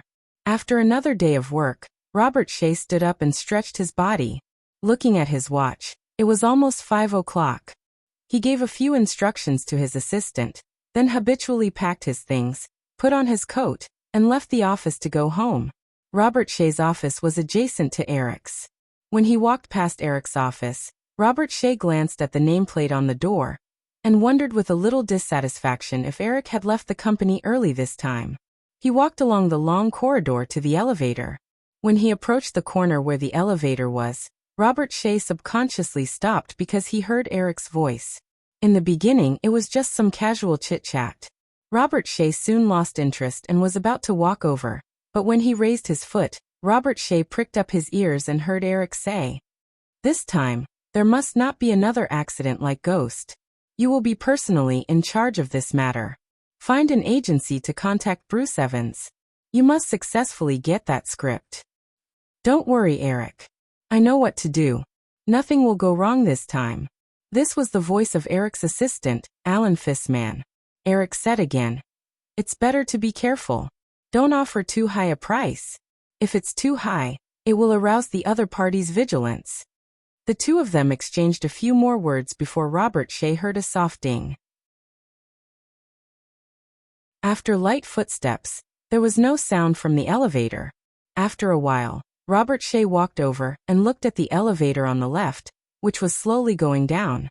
He had a thoughtful expression on his face. At the same time, he also remembered Bruce Evans's name. Robert Shea immediately decided to find someone to inquire about this screenwriter.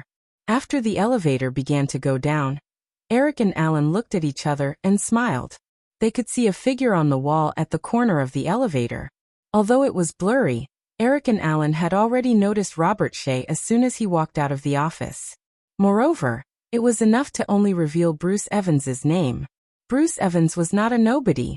This screenwriter had already produced several movies. Of course, the script had to be completed. Next, they had to send someone to contact Bruce Evans and act like he had obtained the script for Throat Cutter Island. Let him leave with some hope. It can save the company a lot of trouble. Eric suddenly said when the elevator was about to slide to the top floor. "Eric, why do I feel that this script is not bad? A good script may not necessarily make a good movie. Even if a good movie is made, it may not necessarily be recognized by the audience." Alan nodded thoughtfully. The two of them came to the parking lot together. Eric had just opened the door when his mobile phone rang. "Then I'll go back first," Alan said. Eric nodded and picked up the phone. A woman's voice came out. "Eric, my reputation is completely ruined." "Don't worry, I will never take responsibility." Eric laughed a few times and then said, "Fox's Little Princess, I think this title is very classy. You've been really good these days." It had to be said that Elizabeth was really into her role during this period. She played the role of an arrogant rich girl who desperately wanted an Oscar. The girl even went to Martin Scorsese's cocktail party for Goodfellas, and personally PR Martin Scorsese not to apply for Best Picture for Goodfellas, and only apply for Best Director. As long as Martin Scorsese agreed to this condition, she could contact Fox's resources to do award PR for Martin Scorsese. Compared to Best Director, Elizabeth valued the Best Picture award more. Once The Silence of the Lambs won, she would get an Oscar as the producer. Almost everyone in Hollywood knew that Martin Scorsese was very disliked by the Oscar jury. Therefore, the chances of his movie winning Best Director were much lower than the chances of winning Best Picture. Elizabeth's suggestion almost poked Martin's sore spot. Martin Scorsese was so angry that he almost exploded on the spot. As the news spread, Elizabeth also received the nickname Fox's Little Princess. "Bah, you bastard, it's all your fault. What Fox's Little Princess? Everyone knows that's sarcasm." Elizabeth raised her voice and complained, then said, "I signed a contract with the producers of Dances with Wolves in the afternoon. The price was not negotiated, so I spent $27.5 million. Orion Pictures also bought out their distribution contract for $2 million. You didn't see it, but the way those guys looked at me was almost like they were writing the word sucker on their faces. I worked so hard, and now I'm left with $500,000 pocket money. This can't be, you have to compensate me. Can I pay with my body? I happen to be free tonight." "Get lost." Eric stopped joking and said, "Okay, where are you now? I'll go over and take a look at the sample. I haven't seen this movie yet." "Of course I'm at home." After Elizabeth said this, she quickly added, "But it's too late now. Let's talk about it tomorrow. I stored the original copy in Fox's vault. They must have gotten off work in Century City. Chapter 383. On both sides of Sunset Boulevard, which was more than 10 kilometers long, connecting the 101 freeway and the 405 freeway in Los Angeles, there were numerous residential areas. Among them, there were manor-style mansions with an area of several acres, and ordinary villa areas that were tightly packed together. This was the world-famous Beverly Hills, where a large number of Hollywood stars lived. As it was near the end of the year, Firefly's affairs were complicated. In order to save time, Eric did not return to the Point Corner Manor. Even if the road conditions were good, it would take more than an hour to drive from Burbank to Malibu. Therefore, after returning from New York, Eric lived in Beverly Hills most of the time. Although he had not achieved the great or wretched goal of having a golden house to hide his mistress anywhere in Los Angeles, he still had several places to stay in Beverly Hills. Opening his eyes, the faint fragrance in the bedroom made Eric involuntarily take a deep breath. The curtains were tightly drawn, and the light in the bedroom was still a little dim. However, it was already 7:30. After a brief haze, Eric quickly sat up, got dressed and washed up. Hearing the noise, Joanna Paku, who was making breakfast, had just turned her head, but Eric had already hugged her waist. The woman raised her chin slightly and smiled. "Good morning, Eric." Eric stroked the woman's waist, which was tightly wrapped in a knitted wool skirt, and lowered his head to kiss the woman's lips. "Good morning. Why aren't you wearing an apron? Your clothes will get dirty." "It'll be fine if you're careful," the woman said, and gently patted Eric's strange hand that was hugging her waist. "No, I'm making breakfast. The newspaper is on the coffee table in the living room. You can eat after reading the newspaper for a while." Eric laughed and was about to continue when he heard a hurried ringtone in the living room. It was his mobile phone. "It's so early in the morning." Eric complained in a low voice, but still walked out of the kitchen to answer the phone. It was Elizabeth, informing him to go to Century City to watch the sample of Dances with Wolves in the morning. After hanging up the phone, Eric didn't go to the kitchen to disturb the woman who was making breakfast. Instead, he opened the newspaper on the tea table and started reading. After Joanna finished making breakfast, Eric walked into the dining room with a copy of Los Angeles Times. After the woman served breakfast and sat down across from him, Eric said, "Joan, it's Thanksgiving next month. Can you move to Malibu and spend it with me?" Joanna Pakula raised her head and said, "I want to go back to Poland for the new year." Poland had been in a state of turmoil over the years. Joanna had immigrated to the United States as a refugee. After the upheaval in Eastern Europe, the political situation in Poland had barely stabilized since last year. However, Eric was still worried. "Why don't we wait for another 2 years? It's still very chaotic over there." Xiao Anna shook her head. "I can't wait any longer. I haven't seen my parents for almost 10 years. I received the photo a month ago. They are old." Hearing the deep sadness in the woman's voice, Eric didn't try to persuade her anymore. 10 years was indeed too long for a woman who was wandering alone in a foreign land. Eric suddenly thought of himself. He didn't even know if he could be considered a stranger wandering in a foreign land, let alone when he could go back to take a look. "Then I'll arrange for a few people to go back with you," Eric said after thinking for a while. Joanna was about to shake her head when Eric said, "Don't refuse. It's no use. It's settled." "You're always like this," the woman complained softly. Her tone was indifferent, without the slightest hint of anger. It was the end of October in Los Angeles. The temperature in the morning had dropped to about 10 degrees. After breakfast, Joanna took Eric's coat and watched the man put it on. She then considerately helped him button it up like a gentle wife. Eric walked to the yard and opened the car door. Seeing Joanna's reluctant look, he stepped forward and hugged the gentle woman in front of him. "Don't be like this. It's my fault. I didn't think that tornado would only start shooting next year. How about I ask your agent to help you choose a film? That way you won't be too bored." "No, I like this quiet life very much." Joanna quickly shook her head and explained. Then she whispered, "Will you still come over tonight?" "Of course. Before you go back to Poland, I'll come over to accompany you, Eric replied without hesitation. The woman finally sounded a little excited. Then I'll cook for you tonight. I've signed up for a cooking class recently. Eric smiled and teased. I hope you're not my guinea pig. Joanna's villa was less than 5 kilometers away from Fox's headquarters in Century City. Several high-rise buildings in Century City were almost all properties of Fox. Eric drove to the place very quickly. After parking the car, Eric walked to the agreed office building. Just as he walked not far from the entrance, a slim figure in a khaki trench coat ran towards him. Eric, so you're really coming today? The woman in front of him was Jennifer Connolly. Eric hugged the woman who rushed over and asked in surprise, Jenny, why are you here?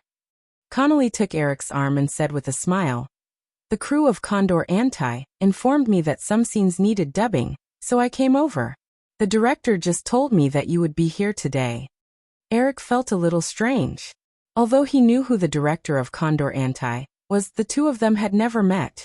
Before he could figure it out, Eric keenly noticed that behind a business car not far away, the camera flashes flashed a few times. Joanna lived in a closed community with several exits. In addition, Eric paid attention to this kind of thing, so he was sure that the paparazzi did not follow them from the community where Joanna lived. There was only one possibility. The paparazzi not far away must be waiting here. Fox's headquarters should be frequented by celebrities, so it made sense for them to be waiting here. However, Eric still felt that it was too much of a coincidence. Pulling Connolly into the office building, Eric looked carefully at the woman's ignorant face. Soon he almost figured out the ins and outs of the matter. This silly little vase was obviously being used. From some of the previous phone calls with Connolly, Eric already knew that Condor Anti was scheduled to be released on November 16th. It was less than 3 weeks from now. The trailer had already been released on a large scale. How could it still need dubbing? Condor Anti had 30% of Eric's investment. Fox had always wanted Eric to be a nominal producer, so that they could use his name to promote. Eric's continuous success in many films not only brought him huge profits, but also a good reputation among the audience. Now, when many fans heard that a film was related to him, they would have a strong interest in this film without too much promotion. Therefore, this kind of reputation could bring real benefits, just like the appeal of a star's box office.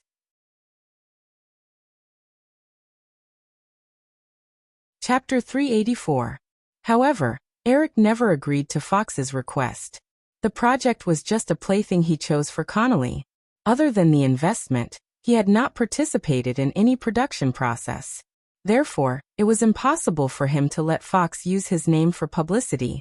Now it seemed that Fox was obviously unwilling to give up, and had other ideas. He was sure that there would be a scandal between him and Jennifer Connolly in tomorrow's newspaper. Coupled with the fact that Connolly was the heroine of the Condor Rebel, Fox would be able to link him to the Condor Rebel with a little twist. The two walked into the elevator. Connolly looked at Eric, who seemed to be deep in thought, and asked curiously, Eric, what's wrong? Nothing. Eric shook his head and did not tell Connolly what he had found. The two walked out of the elevator and saw a few people waiting outside. In addition to Elizabeth, whom Eric knew, and Fox's distribution director, Calta Hunt, who had worked with them before, there was also a thin, middle-aged man with glasses. Eric, long time no see. Calta Hunt greeted him warmly and hugged Eric. You've gained some weight. Eric let go of Calta and teased him with a smile. Calta said helplessly, I've been too busy with work recently. I get fat when I'm stressed. Oh yes, Liz, you know him. And this is the director of Condor Rebel, Mr. Jim Abrahams. Eric and Elizabeth just greeted each other with their eyes, and then shook hands with Jim Abrahams. Mr. Williams, hello. I like your movie very much. Jim Abrahams was very enthusiastic. If it were not for Eric's recommendation, his movie would not have been shot so smoothly. Hello, Mr. Abrahams. Your movie style is also very interesting. They stood in the corridor and chatted for a while. Abrahams then left with Connolly on the grounds of work. After the two left, Eric did not speak again. He stood in the same spot and looked at Carta and Elizabeth with a faint smile. Carta obviously had a guilty conscience. He wanted to pretend as if nothing had happened, but he did not dare to look Eric in the eye. Even Elizabeth could not help but hide half of her body behind Carta. After a moment of silence, Calta braced himself and said, "Eric, let's go take a look at the sample of Dances with Wolves. I've also invited a few film critics and other employees from the distribution department. They're all waiting in the screening room. We can discuss the distribution plan while we're at it. You're also in charge of the promotion of Condor Rebel, right?" Eric finally asked. Calta could not pretend anymore and nodded awkwardly. The idea of using the scandal between Eric and Connolly to promote Condor Rebel was proposed by one of his assistants. Calta thought it was a good idea, and he thought that Eric would not necessarily find out that they were behind it. Unexpectedly, before the little trick could be carried out, Eric had obviously found out. "Don't do it again," Eric said seriously. "And don't cross the line." Hearing that Eric did not ask him to stop and instead approved of the plan, Calta immediately nodded and said, "You can rest assured that the reporter is from the New York Post." The New York Post was a property of News Corporation. Eric nodded and said, "You go to the screening room first. I have some private matters to discuss with Liz." Calta glanced at Elizabeth and turned to walk to the screening room at the other end of the corridor. Elizabeth did not seem to hear Eric's words. She lowered her head and was about to leave with Calta, but Eric grabbed her by the collar and dragged her to the stairwell next to the elevator. Calta turned his head and looked at the girl struggling in Eric's hands. He smiled and shook his head, ignoring her. He thought to himself that this delicate girl finally had someone who could control her. He did not know the inside story behind Elizabeth's purchase of the copyright of Dances with Wolves, so he took Elizabeth's previous performance seriously. Pushing open the heavy iron door of the stairwell, the two walked in. Eric turned his hand and closed the iron door. After a bang, the corridor fell into darkness. Looking at the girl who was grabbing the door handle, ready to escape at any time, Eric cracked his fingers. Elizabeth's eyes flickered and she stuttered a warning. You, I'm warning you, don't mess around. This is my territory. I'll ask the security to kick you out in minutes." Eric looked up and down at the girl in denim, as if he was considering where to start. "It feels good to scheme against your own man, doesn't it? Bah, who's your woman? I'm warning you, I've already changed your sexual orientation and became a lesbian?" Elizabeth's eyes widened in surprise. "It must be Drew who told you. That little traitor. I've always felt that she was unreliable." "Yeah, Drew also said that you two are too unprofessional. She was very disappointed that you two didn't really become gay, so she told me as a joke." "A joke?" Elizabeth looked incredulous and retorted, "She's talking nonsense. I've already decided to be with Julia forever. You're not allowed to come over." After some time, Eric said with a smile, "Look, you're such a failure as a lesbian. Not only do you not resist men, but you like them very much." Elizabeth, who was leaning against the staircase door, heard Eric's teasing. She lifted her leg and kicked him weakly. "You bastard, I don't like it." Eric didn't care. He smiled and adjusted his collar. "It's okay, if you don't like it this time, we'll continue next time. Let's go to the theater. They must be waiting anxiously." Elizabeth immediately shook her head, her face still hot. No, I'll definitely be seen through like this. How can I meet people like this?" "Then where do you plan to go?" Eric asked casually.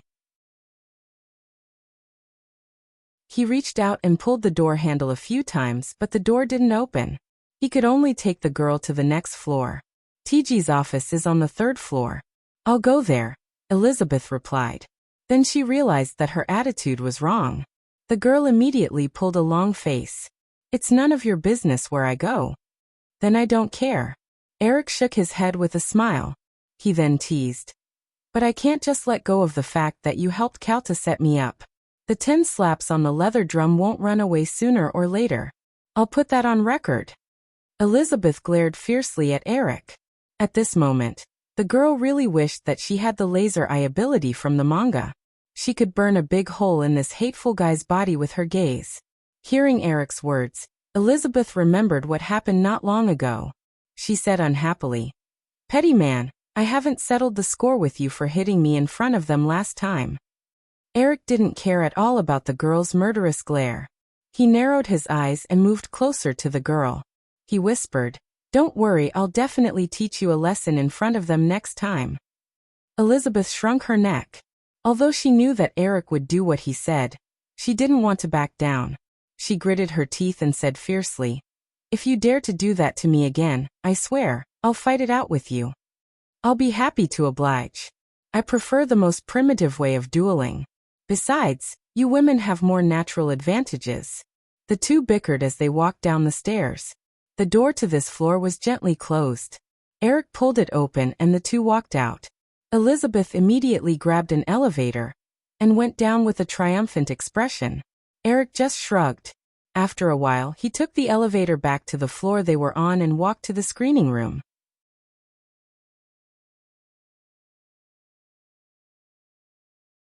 Chapter 385. Dances with Wolves was 236 minutes long, nearly 4 hours long. It was definitely impossible to finish watching it in the morning. Eric, Fox's head of distribution, and several well-known film critics watched the first 2 hours together. After lunch, they finished watching the next 2 hours. Eric didn't watch this movie in his previous life. He only briefly read the published book when he was investigating. Now that he was watching this 4 hours long movie, Eric wasn't like the Fox's staff. When he watched the movie, he didn't subconsciously think about what kind of distribution strategy to use and where to promote the movie. Because he was fully immersed in the plot, Eric and the invited film critics watched with great interest.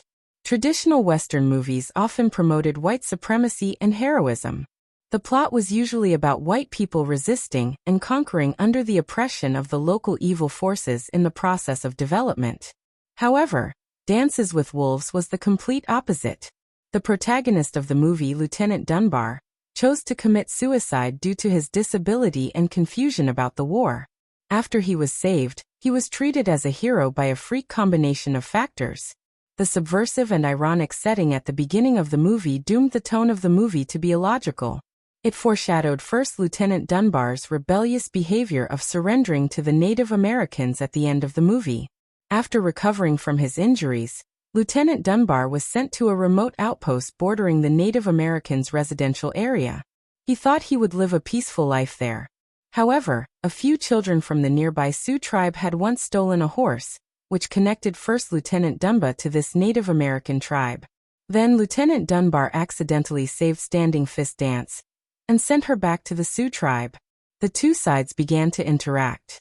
After probing again and again, interaction and awkward communication, as time passed, the two sides finally established a sincere friendship.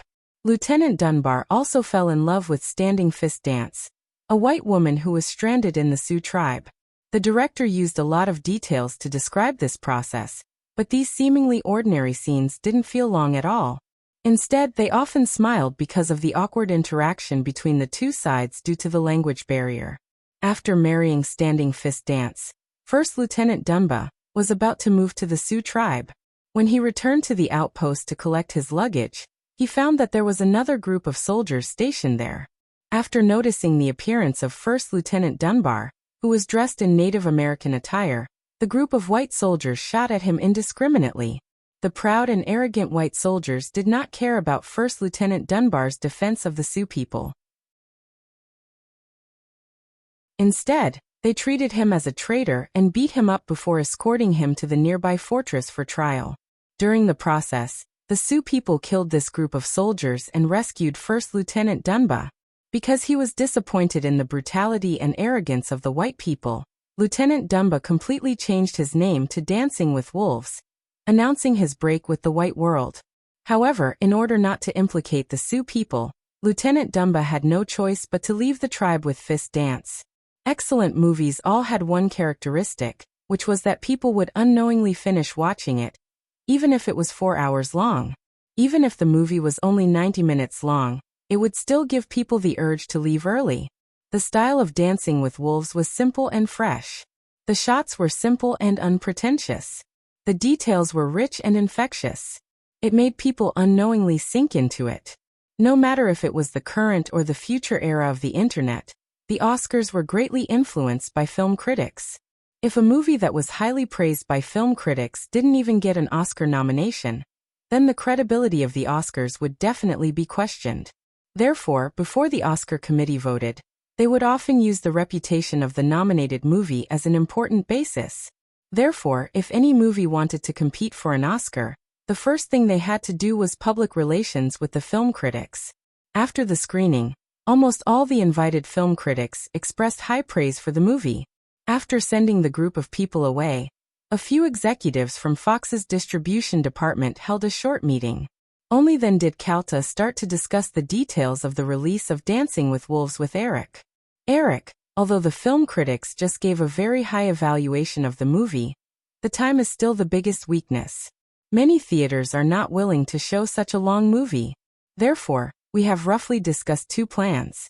One is to release it during Easter next year. This way, Fox can arrange for 1,500 screens. If the box office is good, we can increase it.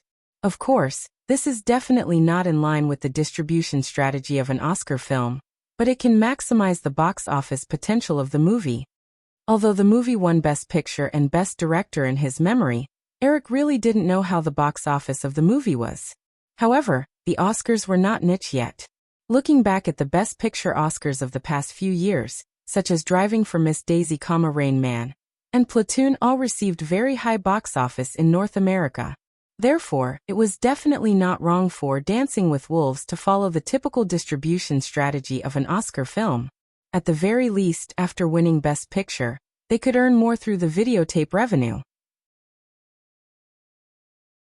If it was released during Easter next year, although they could get more canvases, when the Oscars came at the end of the year, even if Dancing with Wolves still had a strong reputation, its influence and publicity would definitely not be as good as those movies released at the end of the year.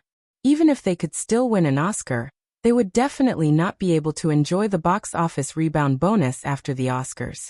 Therefore, Eric shook his head and said, "Calta, let's talk about the second plan." The second plan is to follow the strategy of an Oscar film and release it at the end of next year. But in this case, your investment will be delayed for another year. I heard that Liz spent $30 million to win this movie. As Calta spoke, he thought of Eric's current net worth. He smiled and shook his head. Well, you definitely don't care about this money. Then let's talk about the second plan. We'll release the movie at the end of next year, but we can't use Orion's original hairstyle strategy. They set the release date on the 9th of November, which felt like they were messing around. Orion Constellation's releases had always been messy. But it's understandable when you think about Orion's current situation. They have been losing money for the past few years, so they don't want to miss any opportunity to make a profit. However, they want to compete for the Oscars and don't want to give up 2 months of holiday tickets. This seems too greedy. Why don't they think about the fierce competition for the holiday slots? If this movie can't even last 2 months of holiday slots, how can they enjoy the box office bonus after the Oscars?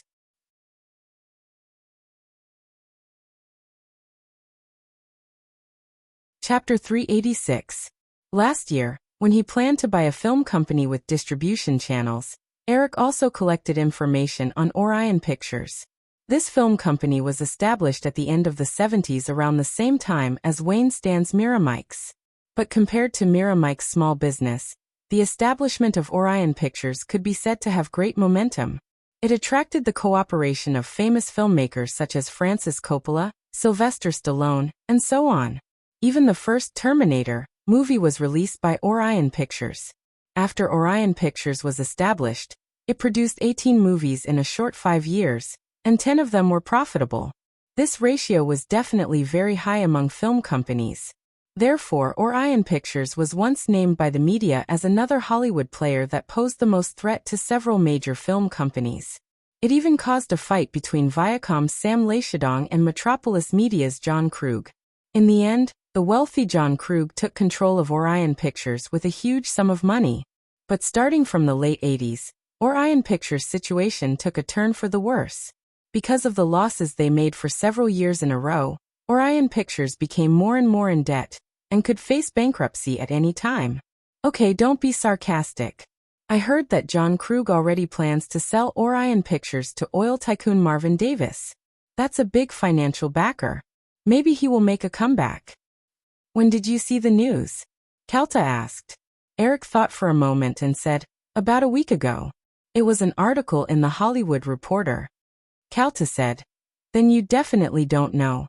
This deal is already over.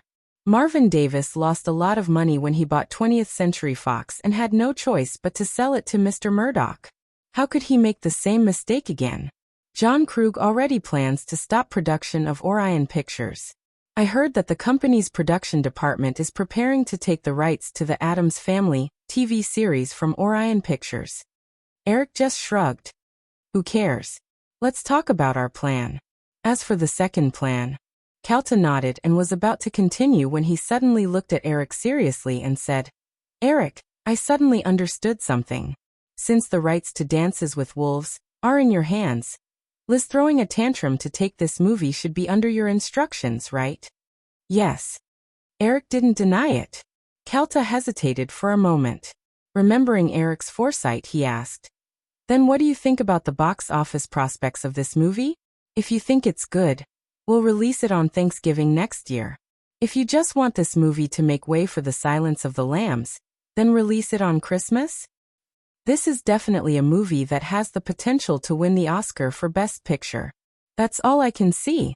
As for the box office, I really don't have any clue, but it shouldn't be too bad, Eric said honestly.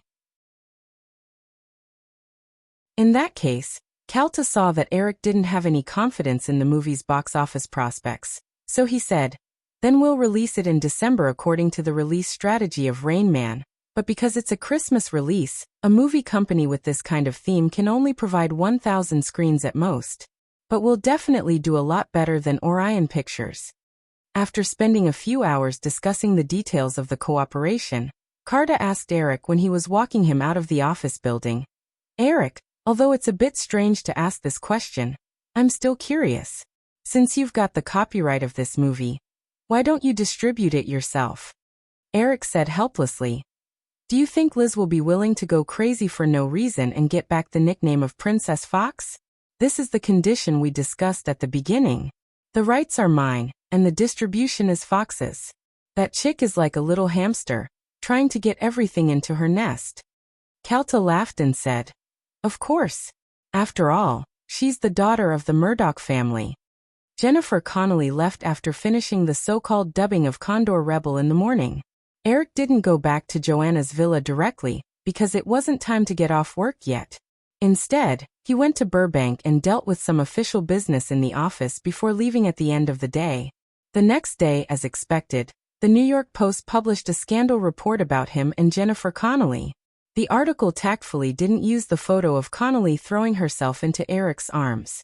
Instead, it chose a photo of the girl intimately holding his arm as they walked into the Fox office building.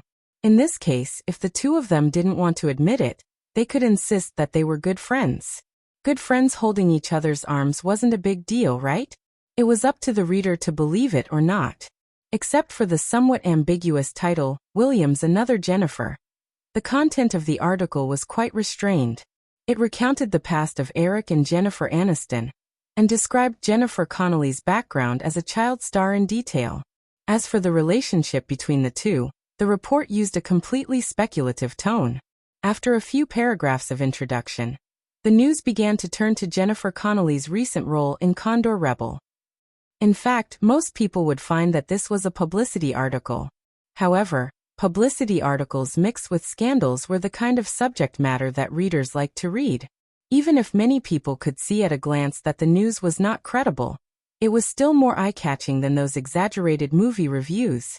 Many movies would use this method when promoting, but most of them use scandals between the male and female leads. However, this time, Condor Rebel used the scandal between the female lead and the hot young director in Hollywood, Eric Williams.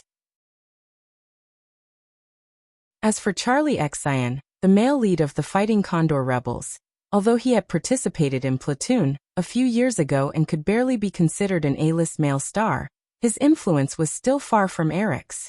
Although Charlie Sheen was also a famous playboy in Hollywood, if the scandal between him and the female lead was used, it would definitely attract considerable attention. However, considering the relationship between Connolly and Eric, even if someone brought it up, the publisher would not risk angering Eric. After all, Eric's current identity was not just a director, not to mention that Jennifer Connolly would definitely not cooperate. Eric did not care too much about this report. However, after a few women saw it, they called one after another to test him. Since breaking up with Jennifer Aniston, Eric had not confirmed an official girlfriend. Of course, it was impossible for these women to not have any thoughts. However, Eric brushed them all off perfunctorily. He did not have such thoughts at all.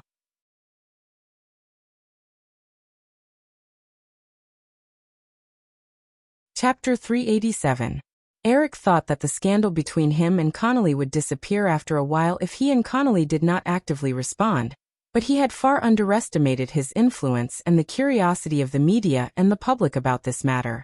After the New York Post released the intimate photos of him and Connolly at the Fox headquarters, in just a few days he and Connolly became the focus of a large number of paparazzi, and all kinds of groundless gossip appeared one after another in various tabloids. Of course, Fox was secretly happy. Although they did not dare to write too much in order to avoid falling out with Eric, they could not prevent other media from reporting on this matter. In the last 2 weeks before the release, Fox also completely focused on Jennifer Connolly in the publicity of Condor R.Us. Because of the collateral effect of this scandal, the publicity effect of Condor R.Us was not only much better than expected, but also saved a lot of publicity budget. In the face of a large number of paparazzi, Eric began to look forward to the arrival of the era of media monopoly while strengthening his own security. In this era, the media channels in the United States were quite scattered. There were almost more than 50 media companies of various platforms in the country, so the dissemination of information was quite free. But 10 years later, the media industry in the United States had undergone a large number of mergers and acquisitions, and more than 90% of the information transmission channels were in the hands of the 6 major media groups. At that time, as long as he had enough power in Hollywood, he did not even have to say anything about being harassed by paparazzi. Someone would solve the problem. Originally, Eric planned to stay with Joanna before she went back to Poland to visit her family, but because of the impact of this incident, and because he had more important things to do at the end of the year, he had to move to his own mansion in Beverly Hills under Joanna's complaints. In November, Eric began to make the final preparations for the expulsion of Robert Shea. In the first few weeks of November, he held several parties in a row in the Beverly Hills mansion, and invited all levels of management and employees of Firefly to get to know each other. At the same time, Eric also had several private conversations with Robert Shea's deputy, Michael Lynn. After supervising Instinct in the first half of the year, Jeffrey planned to rest on his farm in Maryland for half a year. He would start working again when Eric's tornado project started next year. However, after learning about Eric's plan, Jeffrey hurried back to Los Angeles, intending to assist him in stabilizing Firefly's situation after Eric made his move. Jeffrey didn't have any relatives in Los Angeles. His flight from Maryland on the East Coast to Los Angeles arrived at 7:30 p.m. On November 13th.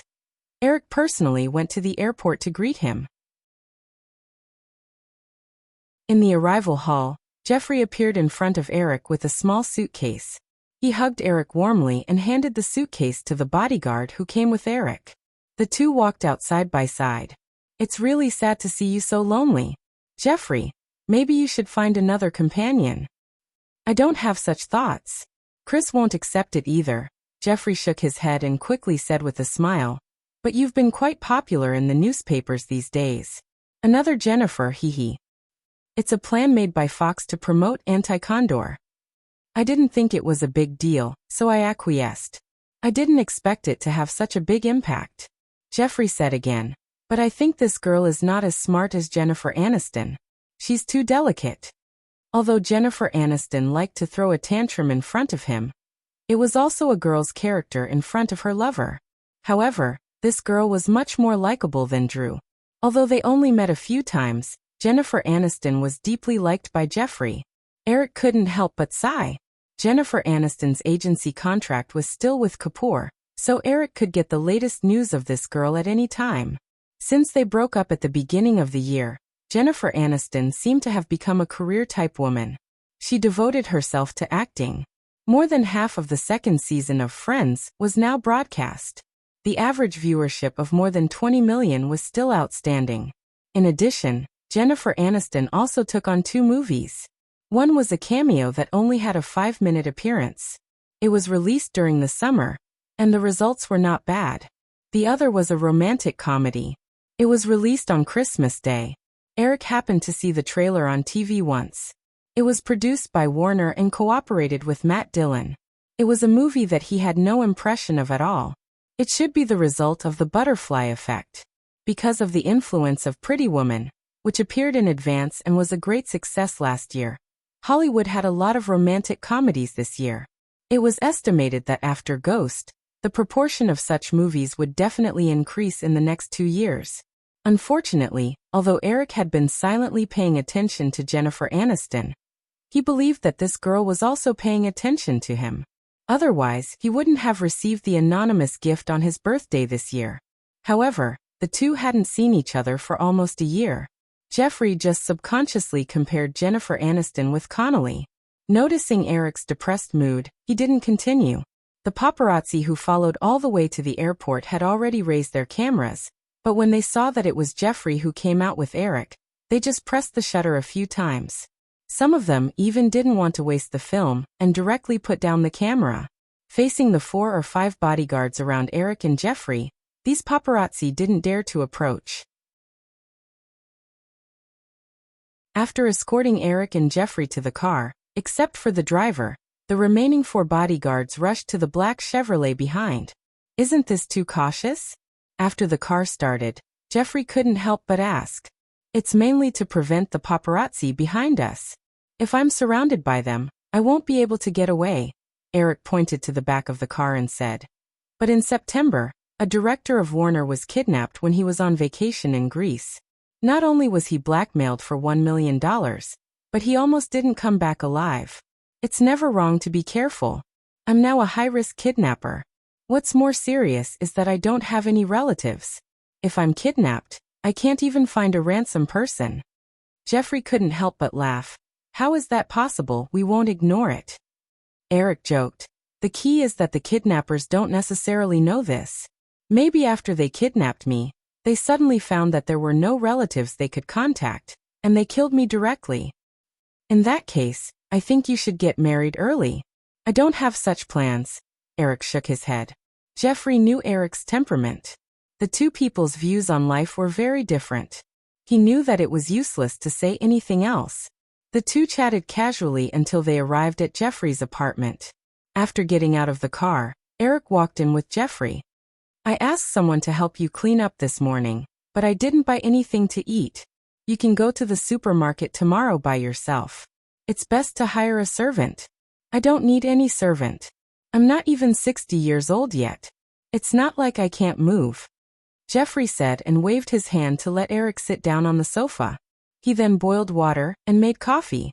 After a while, Jeffrey handed a cup of coffee to Eric and sat down on the other side of the sofa. Because there were outsiders in the car, Jeffrey couldn't say anything. Now he asked solemnly, Eric, isn't this a little too hasty? Eric knew that Jeffrey was referring to the expulsion of Robert Shea. He shook his head. If Robert has the ability to make Firefly develop quickly, even if he wants enough power, I can give it to him. But his ability is limited, and he has no restraint in his pursuit of the company's power. He has always been calculating in his heart.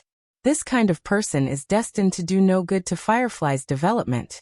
Jeffrey said again, but what about the 25% shares in his hands? This is also what I'm most worried about. I have enough confidence in Firefly's development prospects. As Firefly develops and grows, if we do nothing, then in a few years, the conflict between me and Robert will be brought to the table. Coupled with Robert's identity as a shareholder, the conflict between the two of us will have a greater impact on the company. So it's better to kick him out early. It seems that you've thought about it carefully. After Robert leaves, who do you plan to let at the helm? Michael Lynn, Robert's current deputy. I've talked to him several times and promised him some benefits. But I won't give him too much power. If a company wants to develop quickly, only one voice is necessary, just like Disney. And Time Warner is a negative example. Although Time Warner merged with Time Warner to become the largest Hollywood giant, the personnel disputes in Time Warner have become more complicated and even affect Warner's operations. Even if it has the largest scale in Hollywood, it will definitely be surpassed in the future. 3 days after Jeffrey returned to Los Angeles, on Friday, November 16th, MGM's Rocky V, Fox's Condor Rebel, and Robert Shaye's thriller comedy Ghost Detective, which was a parody of Ghostbusters, were released at the same time, announcing the official arrival of the Thanksgiving period. In addition to these films, there would be Coppola's The Godfather 3, Schwarzenegger's Kindergarten SWAT, and the sequel to 1987's box office champion Three Stay-at-Home Fathers, and a Baby. Kathryn Bigelow's thriller was also scheduled to be released on December 21st. It was worth mentioning that during this holiday period in the original Spacetime, The Kid should have dominated the box office rankings for 10 weeks, squeezing other movies to the ground. But because The Kid appeared 2 years in advance, it meant that the 200 million yuan box office that originally belonged to The Kid would be shared with other movies.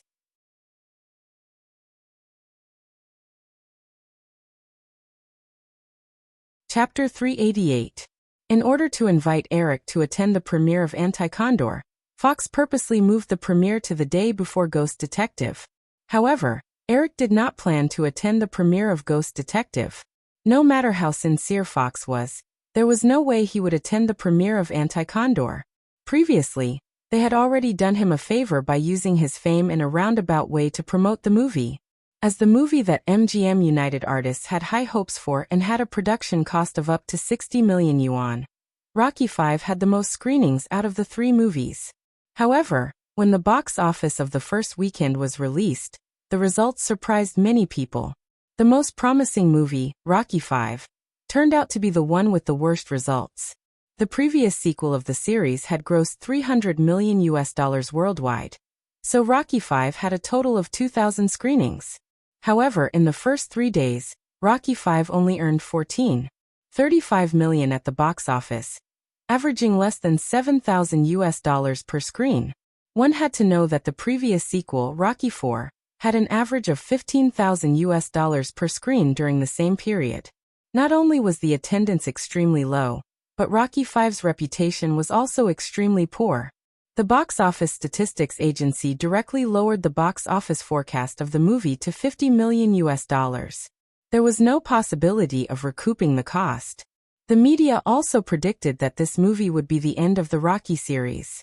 Meanwhile, Ghost Detective, which was released in more than 1,900 theaters, was only slightly better than Rocky V, earning more than $15 million at the box office. However, this thriller comedy that was a parody of Ghostbusters did not garner much praise either. In comparison, the most surprising one was Fox's Condor Anti. This movie, which could almost be said to be a mess, received extremely low reviews from the filmmakers. Many excited conservative film critics even regarded this movie as a blasphemy to classic films.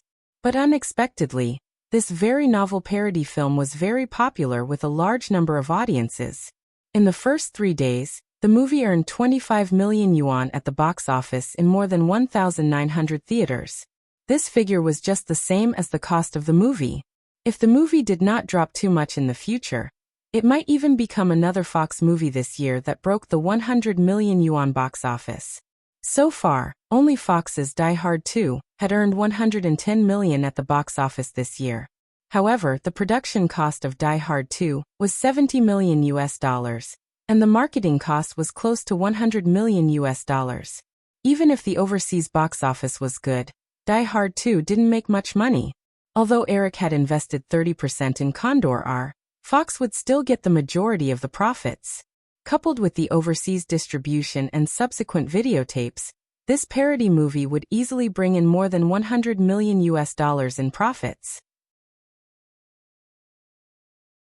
Therefore, after the box office was released, Fox immediately announced plans for a sequel.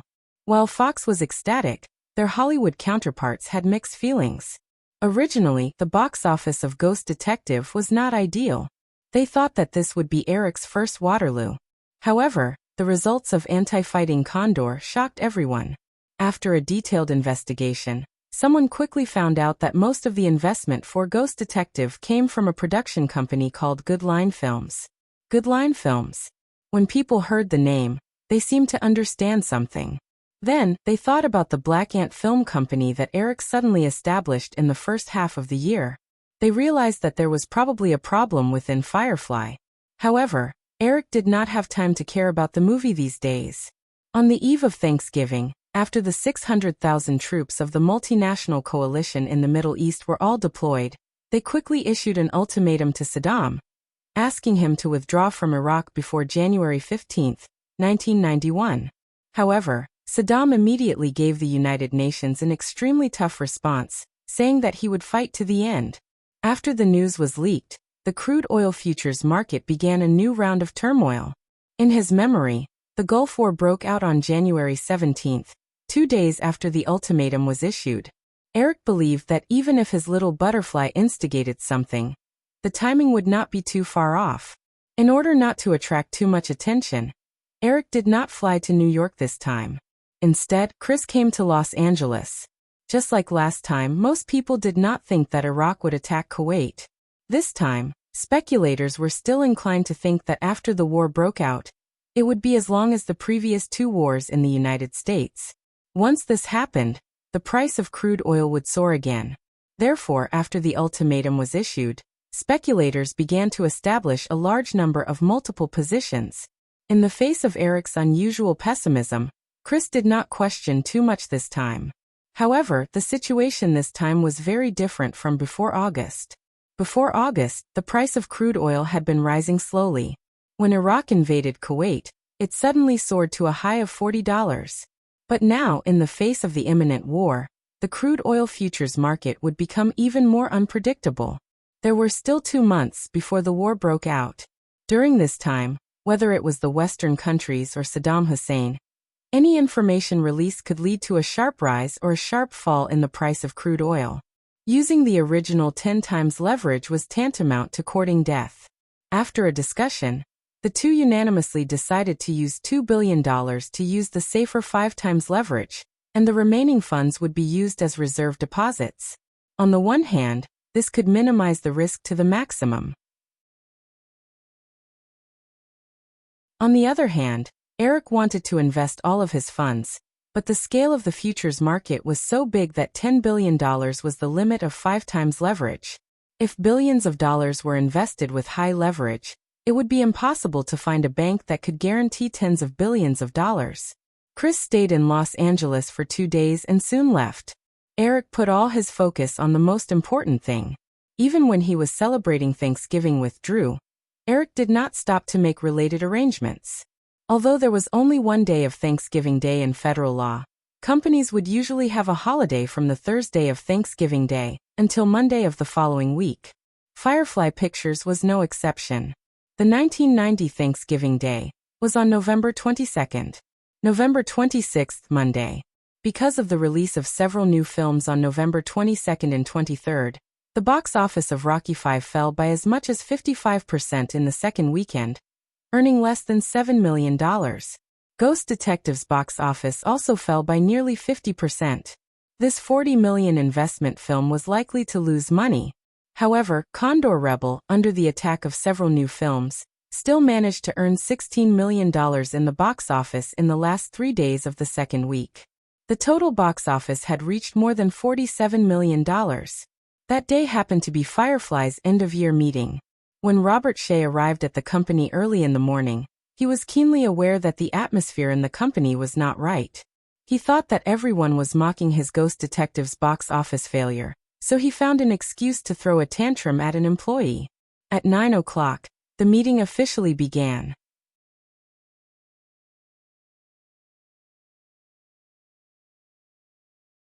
Chapter 389. Taking the memo from Alan, the two walked to the conference room together. Eric asked in a low voice, "How's that?" Alan also lowered his voice. "It's all done. The candidates for the director, Rennie Harlan, and the heroine, Gina Davis, have been revealed to Bruce Evans. However, we have also successfully made him realize that someone is very interested in the script of Throat Cutter Island. He is not in a hurry to make a move now. He is in a stalemate with the staff we sent. Moreover, some other people have begun to inquire about the script of Throat Cutter Island. They should be Robert's people. Eric nodded with relief, pushed open the door of the conference room, and the two walked in together. The main topic of today's meeting was the summary of Firefly's work for the past year. Since the beginning of the year, Firefly had only produced 2 films, Ghost and Sleeping with the Enemy. However, their results in film distribution were very dazzling. Ghost, Sleeping with the Enemy, Teenage Mutant Ninja Turtles, and The Silence of the Lambs had all achieved box office sales of more than 100 million. In addition, Firefly had also acted as an agent for the distribution of several small films from second- and third-tier production companies during the off-season, which also brought in a small amount of profit. Although the holiday season at the end of the year had just begun, the total box office in North America in 1990 had exceeded $5 billion. However, the total box office achieved by Firefly this year was only a little more than $600 million, accounting for 12% of the local box office. Although this figure was much worse than the box office results achieved by Eric's movies last year, if one thought about it carefully, one would find the difference. This year's results were achieved by Firefly's independent distribution. Last year, almost all of Eric's movies were distributed by the Big Seven. Even if the movie itself was very profitable, it was just a simple production company. After a year of integration with the new line, Firefly already had the embryonic form of a major film studio with a complete production and distribution channel, just like the Big Seven.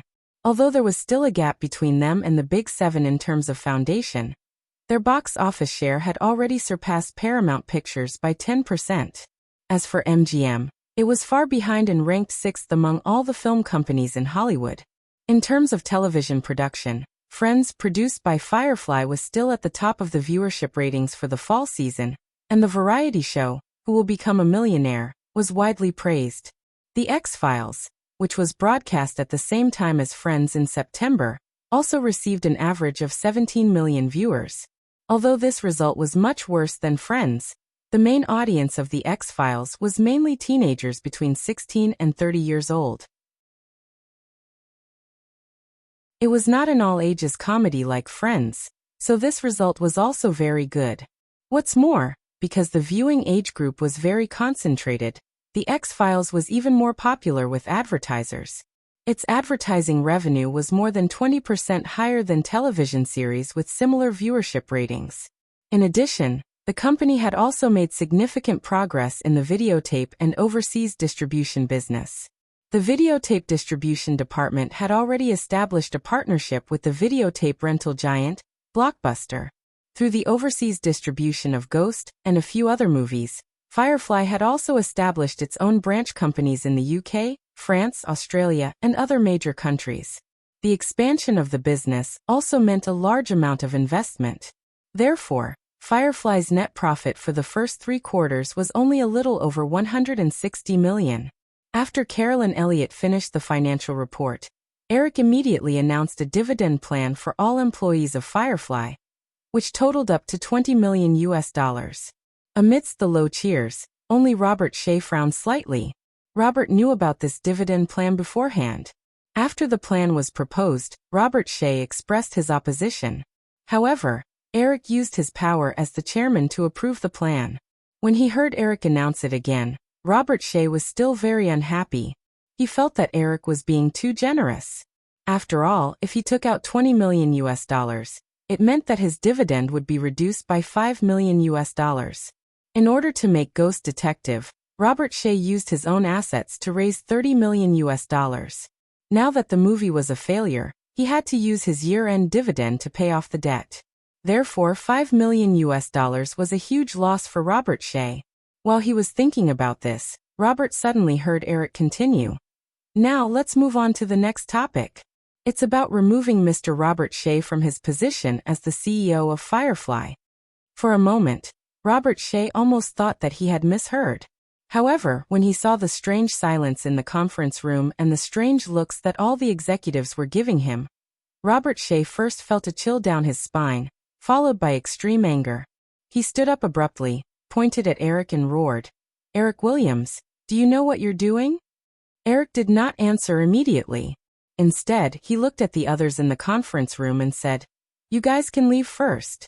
I want to talk to Robert alone." As soon as he finished speaking, everyone in the conference room, including Robert Shea's direct subordinates, all stood up quietly and walked out of the office. Robert Shea waved his arms excitedly and sneered, "I don't need to talk to you alone. There's nothing that can't be heard by others. Hey Michael, Hardy, Linus, you guys stay here." Michael Lynn and a few other subordinates who were called out by Robert Shea stopped in their tracks. They looked at Eric and Robert. Michael Lynn sighed and said, "Robert, you talk to Eric properly."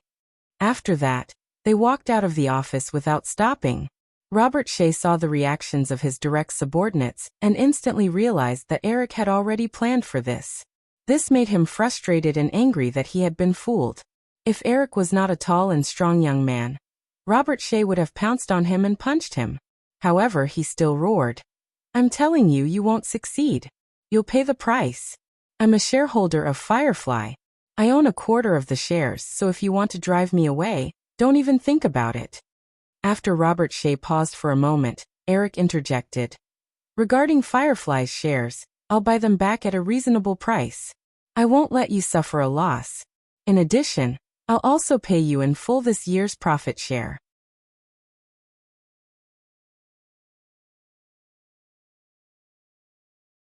Chapter 390. Robert Shea sneered. "Huh, do you think I'll sell it to you just because you want to take it back? Let me tell you, you're dreaming. That's impossible. Since you want to burn the bridge after crossing the river, I'll drag you down with me. Don't think that you can control everything in Firefly just because you've roped in Michael and the others." Eric stood up and stared coldly at Robert Shea across the desk. He was half a head taller than Robert Shea, and he had a steady temperament that was completely different from his peers. That calmed the crazy Robert Shea down a little. "It's fine if you don't want to sell it, but starting next year, I'll integrate Firefly, Pixar, Digital Domain, and Black Ant Films under me. At the same time, I'll bring in a large amount of funds for the construction of the studio in Praia Vista. I guarantee that your shares will be diluted to less than 10%, and will continue to be diluted." Robert Shea, who had calmed down a little, couldn't help but ask, "Why are you doing this? Is it because I didn't follow your train of thought and give up on production and focus on distribution? Because you're not on the same side as Firefly. You're more concerned about your own power and interests. For that, you're even willing to sacrifice Firefly, the overseas distribution of Teenage Mutant Ninja Turtles, the completely unnecessary budget for Sleeping with the Enemy, and the movie that's currently screening. Do you need me to give you more examples? Didn't you do the same? You were the one who established Black Ant Films first. Black Ant Film Company is completely my personal property. The distribution of Instinct did not use Firefly's channels at all. The distribution contract for Thriller Point is also more inclined towards Firefly, but you're always thinking of occupying Firefly's channels for your own benefits." After saying a few words, Eric waved his hand and said, "All right, Robert, that's enough. I don't want to debate who's right and who's wrong with you. If you leave now, you can make a comeback with a huge sum of money. From today onwards, Firefly will only have one voice." Robert Shea was once again infuriated by Eric. "I'll let you know that it's not that easy to get rid of me. I'll sue you. I'll get everything back from the new line." "You can sue. After 2 or 3 years, you will find that not only do you have to pay a sky-high lawyer fee, but your shares will also depreciate significantly, and you will completely leave Hollywood. Of course, even if it depreciates, you can still enjoy a comfortable life and retire early for the rest of your life." Robert Shea's temples throbbed a few times as anger surged in his heart. He casually picked up the coffee cup beside him. Faced with Eric's cold gaze, Robert Shea paused for a moment before throwing the coffee cup out. It smashed into a 32-inch television in the conference room that was used for video presentations. With a muffled bang, a puff of green smoke emerged from the shattered display screen. Eric glanced at the shattered television and said, I'll get the finance department to record it and deduct it from your dividends. Don't worry, it will be calculated at the depreciated price. Robert Shea gritted his teeth and looked at Eric. He squeezed out some vague syllables from his mouth and kicked the chair beside him before he turned and left the conference room. According to the information we received, Firefly's total profit this year may only be ranked fourth behind Warner, Fox, and Worldwide.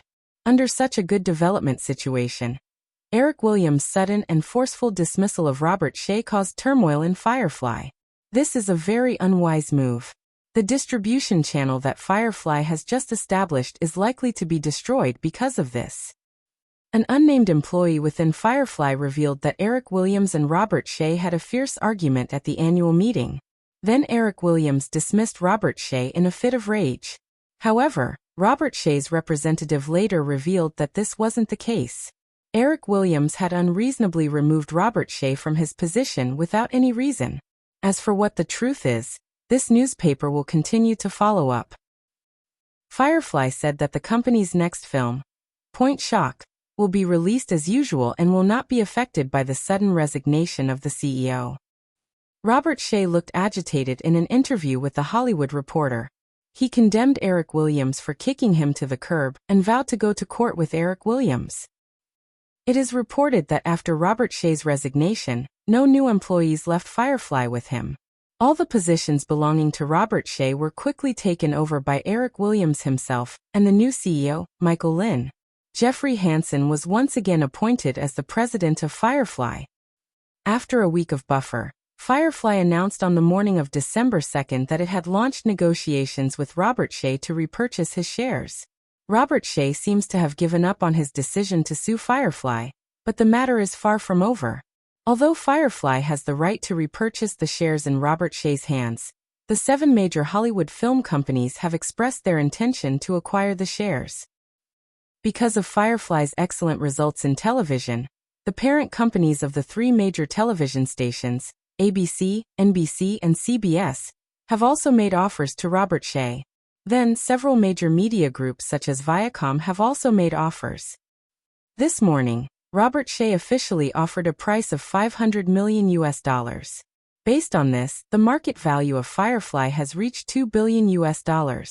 However, Firefly's spokesperson said that Robert Shea's price was completely outrageous. According to the data, Firefly Films only has a few properties such as the headquarters in Burbank. The studio base in Praia Vista is completely in the preparation stage. Therefore, Firefly's main asset is a series of film rights after the merger between Firefly and New Line.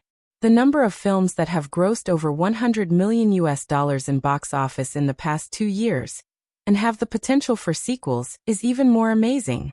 The sitcom Friends, which is fully copyrighted, has brought Firefly hundreds of millions of US dollars in net profit through advertising, video distribution, and the sale of broadcast rights. Therefore, although the valuation of $2 billion is too high, it is not too exaggerated. While we are still talking about the stories of Bill Gates, Steve Jobs, and others who became billionaires at the age of 30, unknowingly, in Hollywood, which is always creating miracles, a 20-year-old billionaire has been born. Let's take a look back at the rise of this young billionaire. In the short week after Robert Shea's departure, the discussion about this matter was like a year-end carnival for all the media. Even the European media on the other side of the Atlantic joined in. Compared to the sensation caused by the figure of $2 billion, the scandal between Eric and Connolly some time ago was insignificant.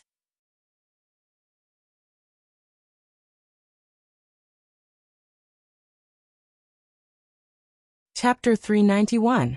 If it weren't for the war in the Middle East, Eric would have replaced George Bush as Time magazine's Man of the Year for that year. However, Time magazine also sent an invitation to Eric, hoping that he could appear on the cover of the first issue of Time magazine next year and have a detailed interview. Eric, who was extremely busy, directly rejected the other party. Due to the introverted nature of an Eastern man, he still felt that it was better to stay out of the limelight as much as possible, even though he was already in the limelight. After many famous media outlets' requests for exclusive interviews were rejected, the unwilling media once again used the dogskin plaster offensive. A large group of paparazzi squatted around Eric all day long, hoping to get any useful news. The mansion in Beverly Hills was no longer enough to stop their enthusiasm, and Eric had no choice but to move back to the Malibu Sharp Point Manor, where the security was tighter. After Robert Shea was dismissed from his position, he also tried to destroy Firefly's distribution channels through his own connections. However, Eric quickly took action on the day Robert Shea left. With the help of Michael Lynn, he reconnected the relevant distribution channels that were originally in Robert Shea's hands. Although they did not have direct contact with Eric, those movie theater companies and video distributors would not go against their interests. Therefore, although they encountered some small obstacles, all of Firefly's business returned to normal after a week. "Then I hope we can have a pleasant cooperation, Mr. Cades." After lunch at a famous restaurant on Sunset Boulevard, Eric finally shook hands with the fat middle-aged man in front of him. The other party was an executive of the AMC Theater Company. These days, Eric spent most of his time building relationships with people like this. Cohen Cates also shook hands with Eric with a smile. "That's for sure. I believe we will have a pleasant cooperation in the future, Mr. Williams." The two people chatted casually and walked out of the restaurant side by side. The reporters squatting outside the restaurant quickly surrounded them. Although they were quickly separated by the bodyguards brought by Eric, they still crazily pressed their shutters and loudly asked Eric questions. Eric originally wanted to walk to the parking lot as quickly as possible, but the middle-aged fatty Cohen Cassius seemed to enjoy this feeling very much. He even posed in what he thought was a dashing pose under the flashing lights.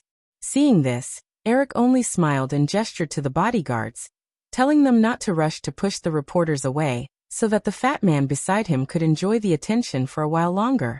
Noticing the brief pause between the two, the paparazzi's questions became louder, but Eric remained silent.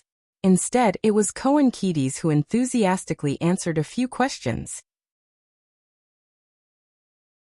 A few minutes later, after sending Cohen Keaties off, Eric got into his car and found Aaron waiting for him in the car. Before the driver started the car, Aaron said with a little excitement, "Eric, the fish took the bait." Eric raised the baffle in front of him and separated the driver and bodyguards in the front row before asking, "When?" "Just yesterday afternoon, but I just learned about it." The person in charge of contacting Bruce Evans brought back the news that Bruce Evans has sold the script of Throat Cut Island. They didn't find out the specific price, but the buyer must be Robert Shea. "Let those people do a few more scenes and then stop," Eric said, leaning back in his chair. Robert Shea getting the script of Throat Cut Island may bring some turnaround in the negotiations between the two sides. Although Robert Shea left Firefly and lost his new line, with his character, he would definitely not leave Hollywood so easily. He would definitely seek a comeback. After getting the script of Throat Cut Island, Robert Shea would definitely be eager to produce this script that Eric valued, so that he could once again make his reputation in Hollywood. Eric's previous budget for Throat Cut Island was at least $70 million, and in his memory it was $90 million US. So if Robert Shea wanted to produce this movie, he must get a huge amount of money in a short period of time, so he definitely didn't want to delay the negotiation with Firefly for too long. "Find a way to get someone to release this news," Eric thought for a moment and said to Aaron, but he quickly shook his head again. "Forget it, don't complicate matters. Robert definitely can't handle a big investment movie like Throat Cut Island now. He will seek cooperation himself." After Eric finished speaking, he thought of Disney.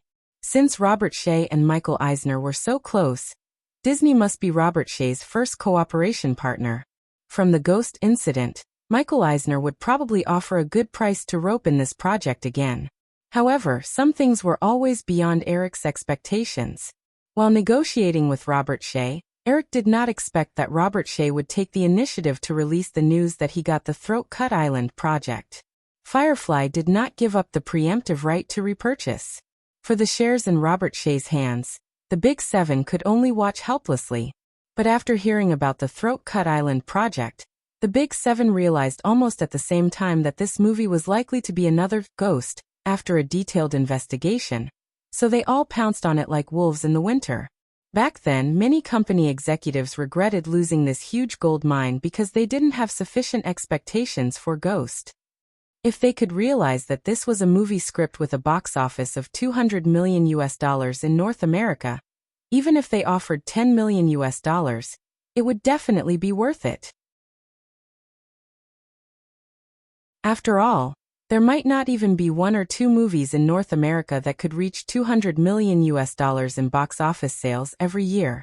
This box office figure also meant that the overseas box office and video-related earnings would be equivalent to the total profits of the Big Seven in a year. A black helicopter slowly landed on the tarmac of the Sharp Corner Manor with a roar. The paparazzi guarding the gate of the manor could only stare at the winged object. However, the security personnel in the manor quickly surrounded the tarmac. Many of them even took out their pistols because this black helicopter was not owned by the manor's own helicopter team, and they had not received any news of a visit before. Why, Elizabeth jumped down from the helicopter with the help of the pilot. She straightened her denim outfit, raised her chin slightly, and glared at the 5 or 6 security personnel surrounding her. What are you doing? You're tuning in to the Earbook Haven YouTube channel. Don't forget to subscribe and join us on this journey to catch the most captivating stories.